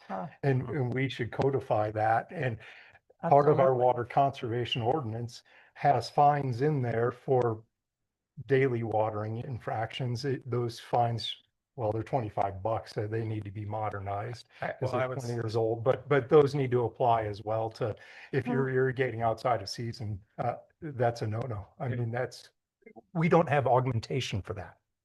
It is the bottom line. I think the difficulty is enforcement. Who's riding around finding it, and We've How got are we smart going about meters that? and Well, it's and like code the smart enforcement meters, officer. that so information. smart meters are really at the north end of town. It's almost completely done. Okay. We're working into Rendezvous in Grand Park, Gotcha. which is where most of the irrigation happens. Gotcha. So we're not quite Yeah. at that point. I'd say next summer we'll be ready. But I agree, anything we put out, any resolution that we'll draft that'll have irrigation is only to happen between this date and this date and on these days. You know, and I think if people are exceeding their annual allocation and if they do it in a week, then there needs to be additional costs for that. If you're watering outside of your rights, you're breaking our water rights. And again, we don't have augmentation, we don't have all those things. They need, I think irrigation needs to be contained to what is legally allowed. I think it'd be great if it was all kind of spelled out how it is written now and then what we need to codify at this point. Yeah, because enforcement's difficult. But I mean, I was talking to the mayor of Grand Lake last week, and she said that people down in Denver are already like pouring stuff on lawns to kill lawns if the grass is too green. Like if they're watering too much. No, because It's the neighbors doing it. it's the neighbors doing it. Yeah. How their neighbor is to say you're watering too much in a water restriction, and so we're gonna burn your lawn. Nice. Yeah. So yeah. So if people know what the restrictions are, So I think Yep. we have, Yeah. maybe it's a two-pronged approach, getting something in place to place the restrictions and then working to maybe update our code, codify stuff in chapters. We have some work to do this winter anyway in 3 of the chapters, so we could add this to the list of Yeah. things to codify. My one concern is if the board wants to go with any sort of drought pricing, is working through how we turn that off. What is the trigger to remove the drought pricing? And is that the county going to stage 2? Do we reduce it, or how do we want to make sure that turns off automatically so that we're not coming back to the board for another resolution to turn them off? If we could put an automatic turn off in there, and if that's, if Grand County returns to stage 2, we can turn off the drought pricing. then couldn't we just say this drought pricing is in place until October, and then We could do it that way as and well, then we but just do it again next spring if we need we to. could. I just want to make sure we have an automatic turn off so that Yeah. we're not stuck scrambling to do something at a board No, meeting. Fair enough. I agree. You know, if the situation remedies itself, then there needs to be the ability to call it off. And Yeah. So maybe it's both. It ends on this date Mhm. But if we return to stage 2 with a great monsoon season, then we can turn the drought pricing off. I just like the automatics, then we don't forget about it. You know, Yeah. thoughts about the date approach though, is that if things do back down from a drought stage, but then they go back, Well, and that's where, you yeah, know, it gets Right. tricky. you don't want to. It's very hard to get attention in the first place. And so that's where I would think the trigger would have a timeline within it. You have to drop for more than a week, more than, 2 weeks, because drought. We're in hope that the county is not yo-yoing our stages. Right. We're going to go to stage 2 because it's evident we will make it through the end. At least for the full quarter, whatever you're in. That would be nice. Probably a good idea. I mean, just, you know, and conversations with Paul, Lucas, and I think some comments you made too, Adam, it's just irrigation and showing what our water use is as a whole, 30% for irrigation. And Lucas was saying much higher numbers, like 50% last year is what we really experienced for irrigation, for overall water use. So there's a problem there. And I would encourage things like, even if you have some type of lawn replacement incentive program or something where you could help with the education or just helping people understand different types of grasses and, you know, deeper root systems versus shallower root systems, and what uses more or less water. That those types of things is working to address this permanently, I think is a good approach. And that could be through an increase for the tier 2 or tier 3. But I think at some point, you know, those types of increase in costs don't matter to some homeowners. I think you're not really getting any more water from those increased costs. So it's really just looking at maybe some really public momentum or even some strong code conversations to update the code, just to look at how you can curb that, because it's definitely a problem and it's not going away. And you know, we irrigate more in Fraser than Winter Park does.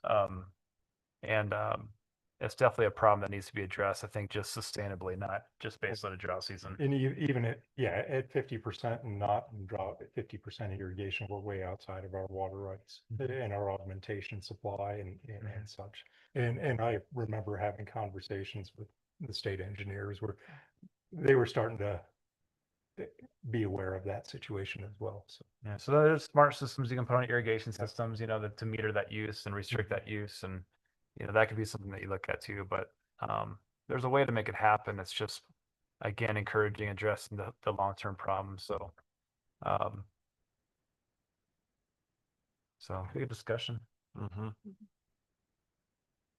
Just to clarify, we're going to match Grant County number 1, the start date of July 1st, start of the quarter, and add in our irrigation dates to that information. Yeah. Thank you. Okay, thank you. Okay. Town hall remodel. Wendy.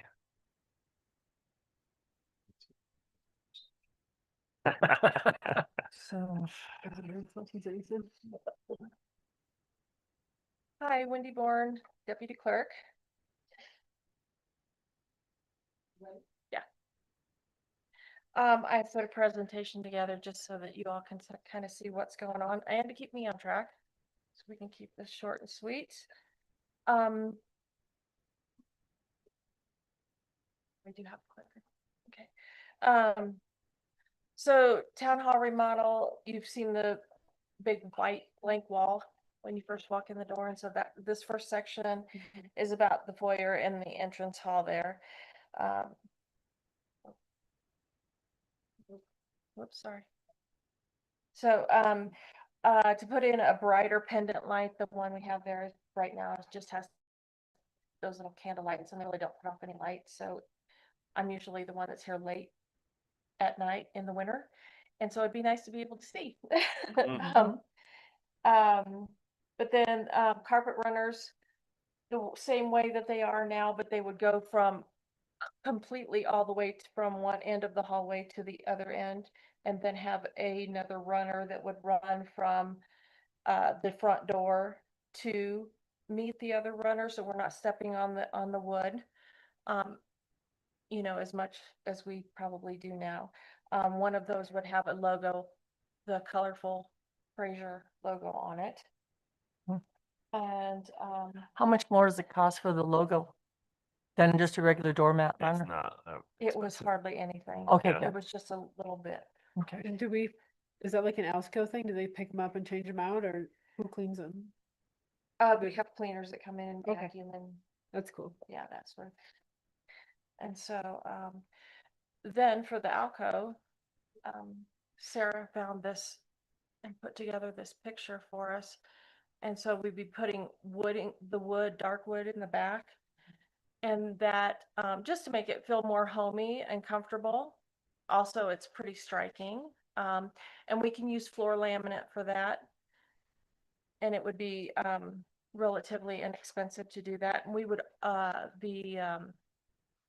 streets department would do that for us. We have a person that maintains the building and she would probably be able to put all that up based on conversations that we've had. The Fraser logo sign would be like 46 by 46 approximately. And then that TV, that big TV is just it would scroll through. Hopefully have a line of, like right now it kind of shows, they've got it set up so it's a touch screen, but in our thoughts, it would be just scrolling through events and pictures and any kind of posters on events that are coming up. And it would just scroll through. And then the directory sign for which end of the hallway you need to go or upstairs, depending on who you need to see. And then the The arrows are pointing in the right direction. let's hope. Yes. Town clerk's not to the right. do. Yeah, town clerk's to the Let's left. go to our. And then that smaller screen that's portrait shade turned portrait is 45 inches wide. So I'm not sure how tall it would be, but 45 inches wide. It's kind of hard to say because that's not necessarily the way you normally would place a TV. So, but that Usually TVs are measured diagonally. right. That's Okay. why the 40. I have instructed all the bids that I know that's not how the TV is measured, but this is what we want. Okay. And so they've configured their bids based on that. But the 55-inch TV looks like it's 3 times bigger than the 45. Yeah. This may not be to scale. Yeah, that may not be to scale. I just kind of guesstimated and came up with some good dividing. So we're Okay. not just equally in quarters. You guys like that size? I mean, I think the big size is great, and the touchscreen size is probably fine. I mean, that's probably honestly like I think these are 80s. Yeah, I would say like an 80 in the middle would make sense. And then, so the thing with touchscreens is you want to be ADA compliant, so you don't want any buttons that are too high up. And so like the way they're configured right now is probably fine, but you wouldn't, if you go bigger on the actual screen, then you need to make sure the buttons stay lower. Okay. Yeah, I'm sure there's a threshold there for height that we could check. Okay. And then we also had, because we have chairs out there right now, but we don't want to put any chairs up against where the TVs might hit a chair. So we have just some little benches that would fit at either end of that. Good. Yeah, Just in because case people like to something- sit. Yeah. It's a nice place to Yeah. sit, take a load off. And then for boardroom improvements. Oh, there's all the information about that. Boardroom improvements would be the trustee and staff chairs. And if you go to, I'll just go on. There's 3 different styles. The general consensus for us was the part that wears out the fastest are the arms. And so if we got arms that were not fabric or vinyl or whatever you want to call it, then they wouldn't wear out as fast and they would look nice.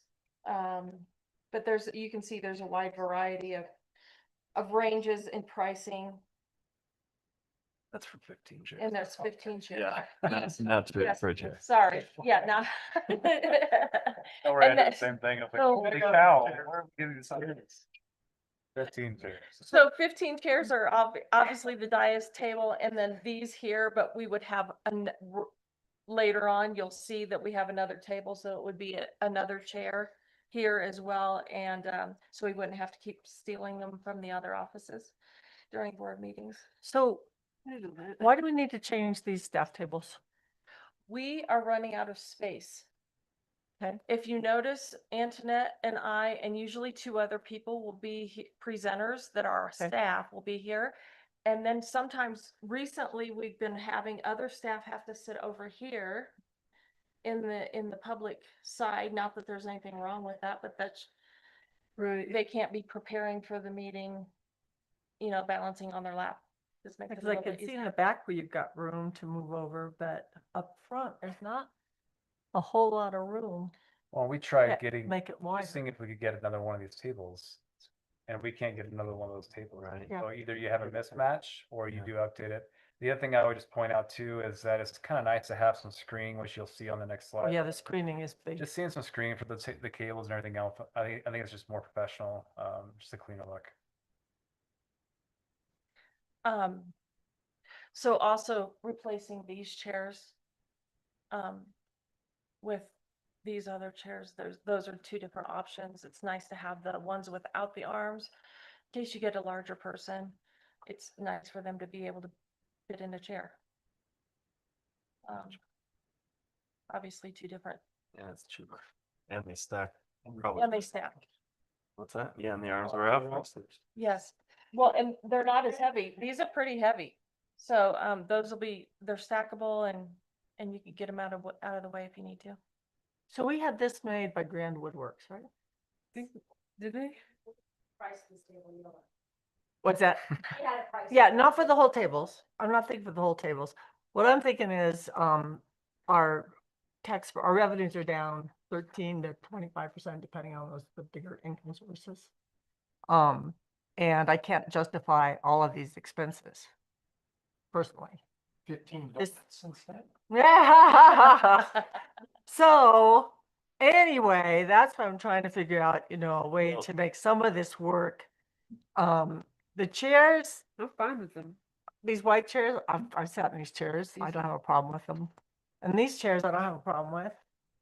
Are yours really a problem? Well, they got to bring them from their offices in here. The board has the nicest tables. The staff has the worn out ones with the armrests that are kind of falling apart. Okay. And some of them don't have any cushion left, so it'd be nice. You to replace definitely need some these set cushion. chairs. This was also budgeted. It is And budgeted. This whole And- thing was budgeted, is in the budget. 15,000. Okay. So Well, if it's all in the budget, What about paint color in here? just. Yeah.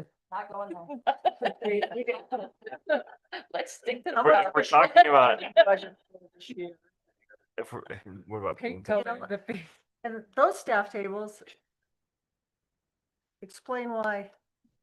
Okay, so I couldn't find a picture of an exact staff table, but this was the first one. Can be created by, again, our streets department, because we looked for new tables. Yeah. Hours and hours of looking, Antoinette and other people looking for tables. They all want to be wider than this. Yeah. So 48-inch, these are 36, I believe. And they all wanted to be 48 because they're boardroom tables, so people can sit on both sides. Well, we don't need that much space. That takes up way too much space. Gotcha. We do need the length, which is 10 feet. But we need two tables at 10 feet. So the options here, the streets department can build these out of butcher block and put legs on them and a privacy panel. There would be a privacy panel on it because they're custom making it. Yeah. And you can see the prices there. That would be, to do two tables, it would be approximately $1,300. And that would, what are the dimensions What's the again? privacy panel? They are 25 by 120. So almost 2 feet by 10 feet. And there'd be two of them. They're more narrow. How so wide that are gives these? us more space back there in case we need to put Eisenhower back there. There'll be space. We can put him back there. Let's see here, this is And- the, And you guys Just are in- comfortable with a shorter table? Like a skinnier? Probably 30 inches. No, it's I'm not. wondering if it could have. It's only 24 inches. But if we're building it in our size. Yeah, we can size them. That's what I'm wondering. It's like, Go to the restroom. This other one. yeah. That's cheap though, $1,300. We can make the Yeah, customize the Yeah. size of the table. Got it. that's Yeah. fine. Yeah. yeah, we've customized it. We've come up with an idea to set most of those cords would be hidden. Not just from the privacy panel, but having just kind of a built up little pedestal on that, and we can put the hole where we need to for the cords so they're not being seen. Raise up the monitors. I mean, we've come up with a solution for that. This was just an example. This is the closest thing I could find to what the streets department can build for us. Or you could get 4 tables that are 5 feet long that are that section, that one right there, and they're it would come to $2,500. And the person in the middle has to straddle all the legs. Gotcha. That's what 500. And then in the icebox room, these are not the exact cabinets, but I found the exact cabinets after some searching. And because we always have all of that stuff on the counter and just make it, that's our meeting space. And so to make it look more professional, you could put them up there on the wall. And just the 3 upper cabinets. And if you look at the next page, it shows you the cost breakdown. So you could do that entryway in the hall in the foyer without the touch screen for $2,630, and with the touch screen it'd be approximately $5,000 more. The boardroom furniture, depending on what you choose, you can go anywhere from almost $4,000 to almost $7,000. Icebox cabinets are only $1,200. I found those. One place wanted twice that for the same thing. Again, those cabinets would be installed by our streets department. And so then you see the totals, depending on which materials you choose, with or without the touch screen. And so that's without the touch screen, you can stay under budget, and even with the touch screen, you can stay just higher, but still in the budget of 15,000. Okay, so are you all comfortable with these chairs? They still go up and down? I feel like it's I comfortable. mean, is there a cost Be- savings if you're getting 15 of them? Well, no, I was just thinking if so right now we're over budget by $500. Well, So- not necessarily. We could do a lower priced chair. We don't have to get the $3,700 chair. We could do the $2,100 chair, and then we're under budget. Okay. So Well, I'll get staff some new chairs, and I like these chairs. Building our own tables, that's how I would do it. Yeah, build your own table. That's a good idea. yeah, so that brings the cost down. How much butcher blocks of that size, 10-foot cost, so. Sure. They're approximately $483 a piece. Yeah. Oh, at least, no, they're in my cart at Home Yeah, Depot. kind of Got them there. thickness and the grain. Yep. How you turn the wood and that kind of Yep. stuff. So, Wendy, I have a question. Yes. Have you looked into the software that would run the touchscreen? I found one vendor, Best Buy. I just reached out to them on a whim, and they would come up and they would put a 55-inch TV in that will work with their software. It's not a touch screen, but it works with their software, so we could have 2 different programs running. And then they also have a 45-inch wide TV. He tells me it's wide for the touch screen with a program that runs it for $5,600. That's installation and delivery. Okay. That was cheaper than You've got that figured into the price, Wendy, or? if you do the one that says including touchscreen, yeah. The 12,730 to 1553. I can just tell you, and I'm coming from a guy that sold the software that runs touchscreens for 7 years. You're not going to want two systems to change the non-touch screen and the touch screen. You're going to want those on the same system. Right. So if they're suggesting two different systems, I wouldn't. No, they were suggesting one system. Okay. One system will run both, and you can have just two different applications so that they're not, one is obviously not touchscreen. But the Right, big one is not a touch. The big one is not a touchscreen. Be prepared to put a little sticky note on the one that says not touch. No, People will go up. Oh, yeah. Whack right, it. yeah, they will. Yeah. Oh, yeah. Um, Yeah, but yeah. maybe that's where we put the bench in front of it. But then the kids just Then- step on top of the bench. Or they lean back Yes. into it. And my grandkids.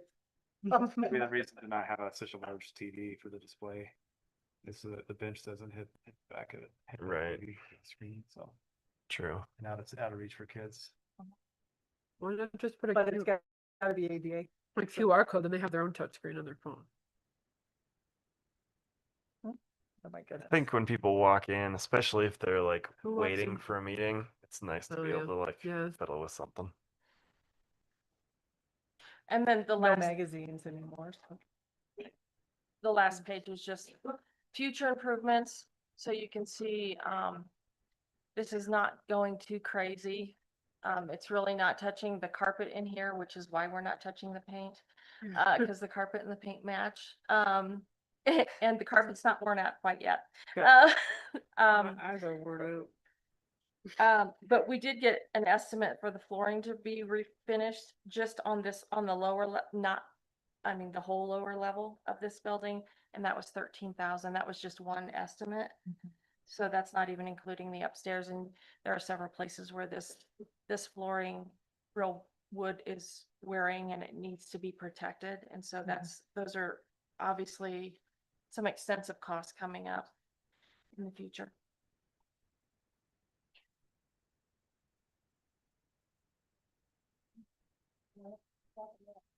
Oh, the mural. Oh, I forgot about the mural. I've contacted, Sarah Wick, and we've discussed that the PAC may be willing to cover a mural on this wall back here. Definitely willing.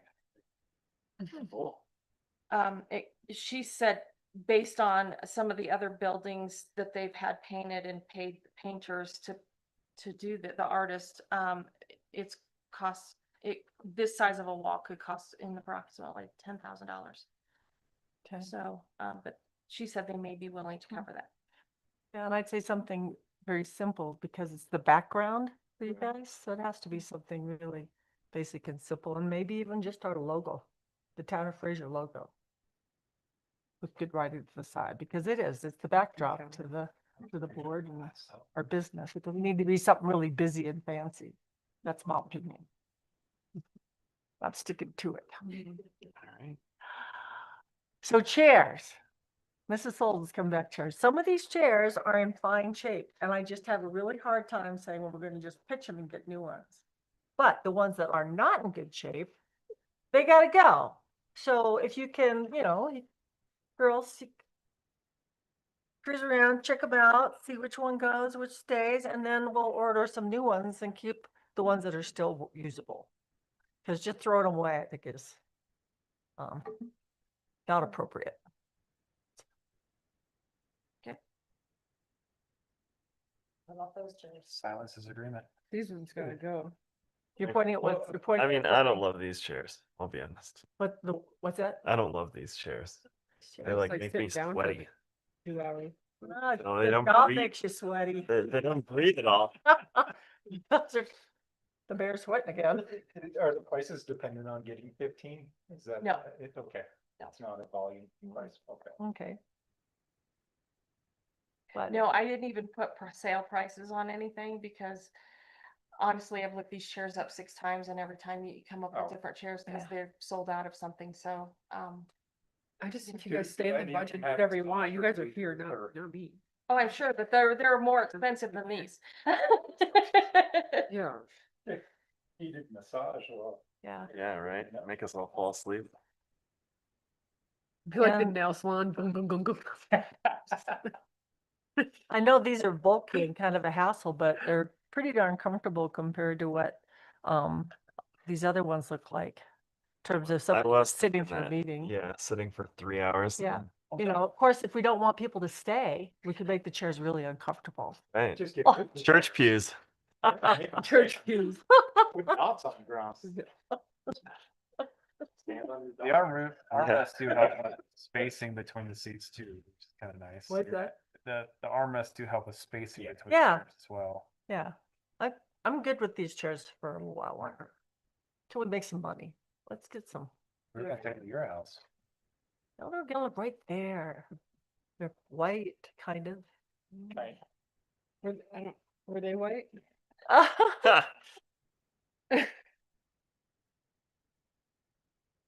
Boy, I mean, I like. Maybe when we repaint, we'll want to get new chairs and they'll all match. Right. Yeah, I mean, black chairs are black but chairs. I don't know. I just feel like the way finances are going, we don't know how they're gonna go. I don't think that we should just throw money at stuff that doesn't necessarily need to be replaced. I'm with you. So should we move forward with the foyer? Yeah. All that I say the Yep. foyer. Boy, yeah, definitely. I say there's staff tables and their chairs. Yep. Ours are fine. These are fine. Yeah. You know, and if you see one back there that's in really good shape and one of these that's not, or whatever, but I think if somebody really wants one up in their office or an office someplace that's really bad, then we could do some rearranging like that. As long as it just doesn't get thrown away. Or just pitched. All right, so Kills me. we're not touching those chairs. We're leaving these chairs. We'll replace chairs back there as needed. New tables for the staff. Entryway, I think we have agreement. Mhm. Yep. Everything proposed for the entryway, the cabinets and the icebox are good. Yeah, yeah. Yep. Yeah. Sure. Is that area rug? I'm sorry, is that this area rug? Or is No, it's not. No, up there? that's all. The runners. Oh, future stuff, gotcha. Yeah, future stuff, Oh, future improvements. Yeah. because we still have orange walls, so we gotta have orange carpet. Walls are cool. But that's pretty cool. Somebody did the bathroom there was like, It's it was that bright green, now it's absolutely true. mid-year. Not That's as better. bad. It was Yeah. Yeah. Right. All Everybody right, else Wendy, do you have direction? I believe I have direction. Thank you so much. Thank you. Yeah, thanks for all that work. Okay. Yeah. It's a lot of time looking at it. Research and It'll be Yeah. cool to see what they come up with. All right. Updates. Whistleless Crossing update for Eisenhower and County Road 5. Paul.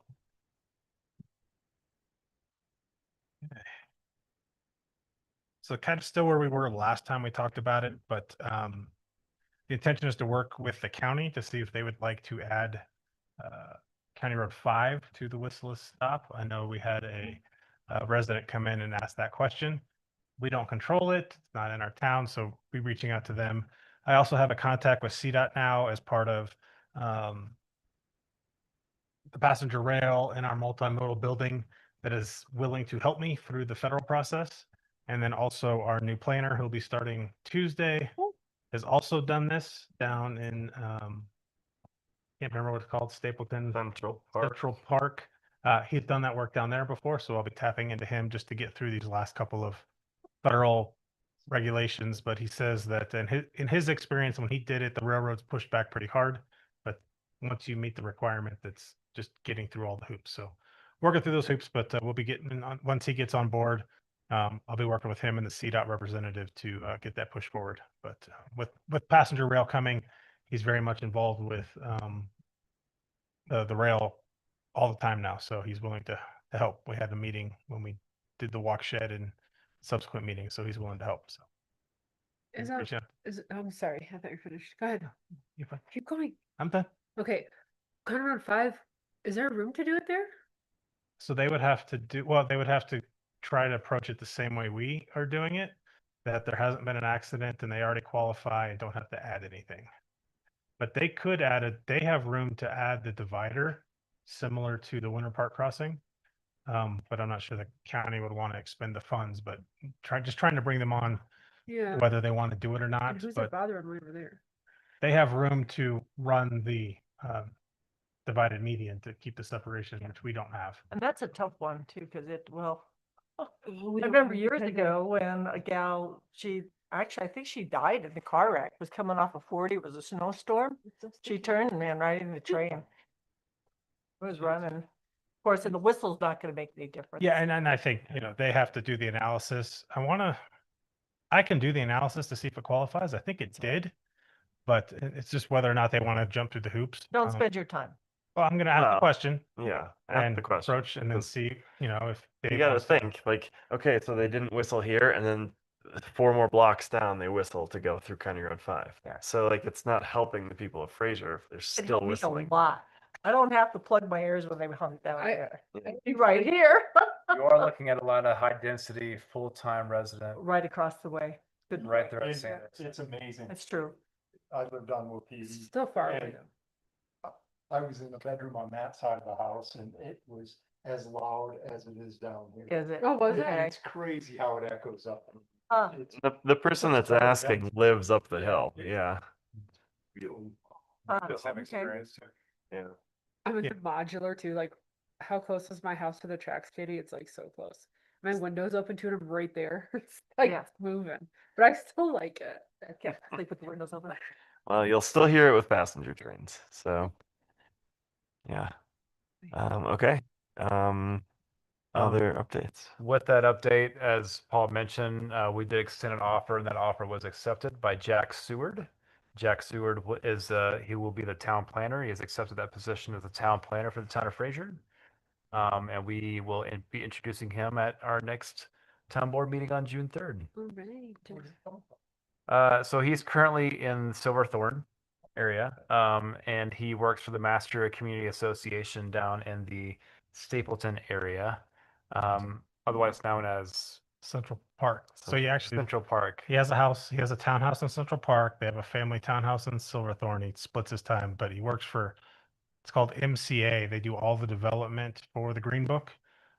So he's been doing all of that development, the redevelopment of the airport.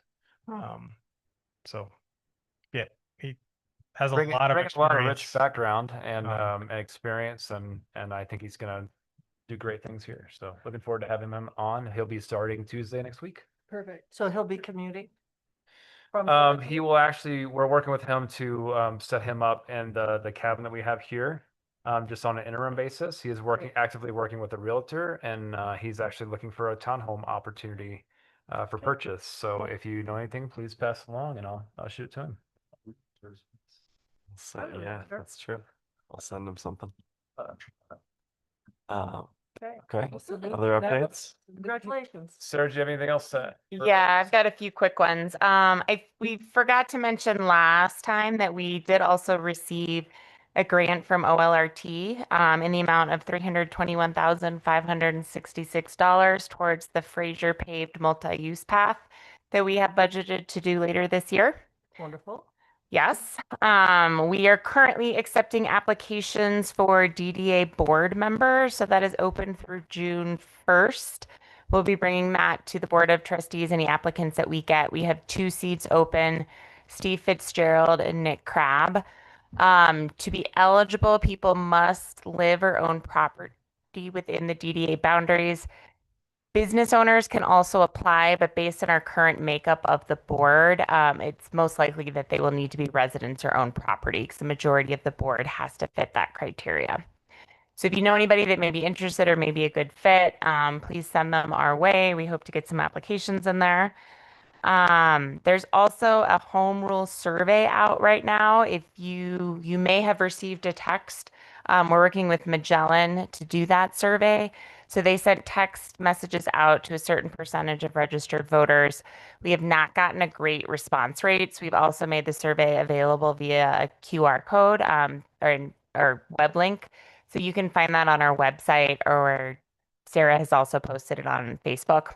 But please encourage people to take that survey. We'd love to get that response rate up. It's open through Monday. Oh, soon. Yes. Yeah. So Sarah, I received that and I did not answer because I'm sitting on this board and I wanted to hear what other Yeah. with a resident, I didn't want to just read what we had to say. I gotta hit permit. And I think there's logic to that. And like the link that you get through the text, you cannot send to somebody else. Or I guess you could, only one person can use that link. Okay. But if they go onto our website, it's one of the spotlights, or to our Facebook page, those links anybody can use. Typically, they like it to be a randomized sample, so they have, hopefully a good reflection of how people would actually vote and be representative of people going to the ballot box. But given that we're such a small community, we're just putting it out there via those links on the website and social media.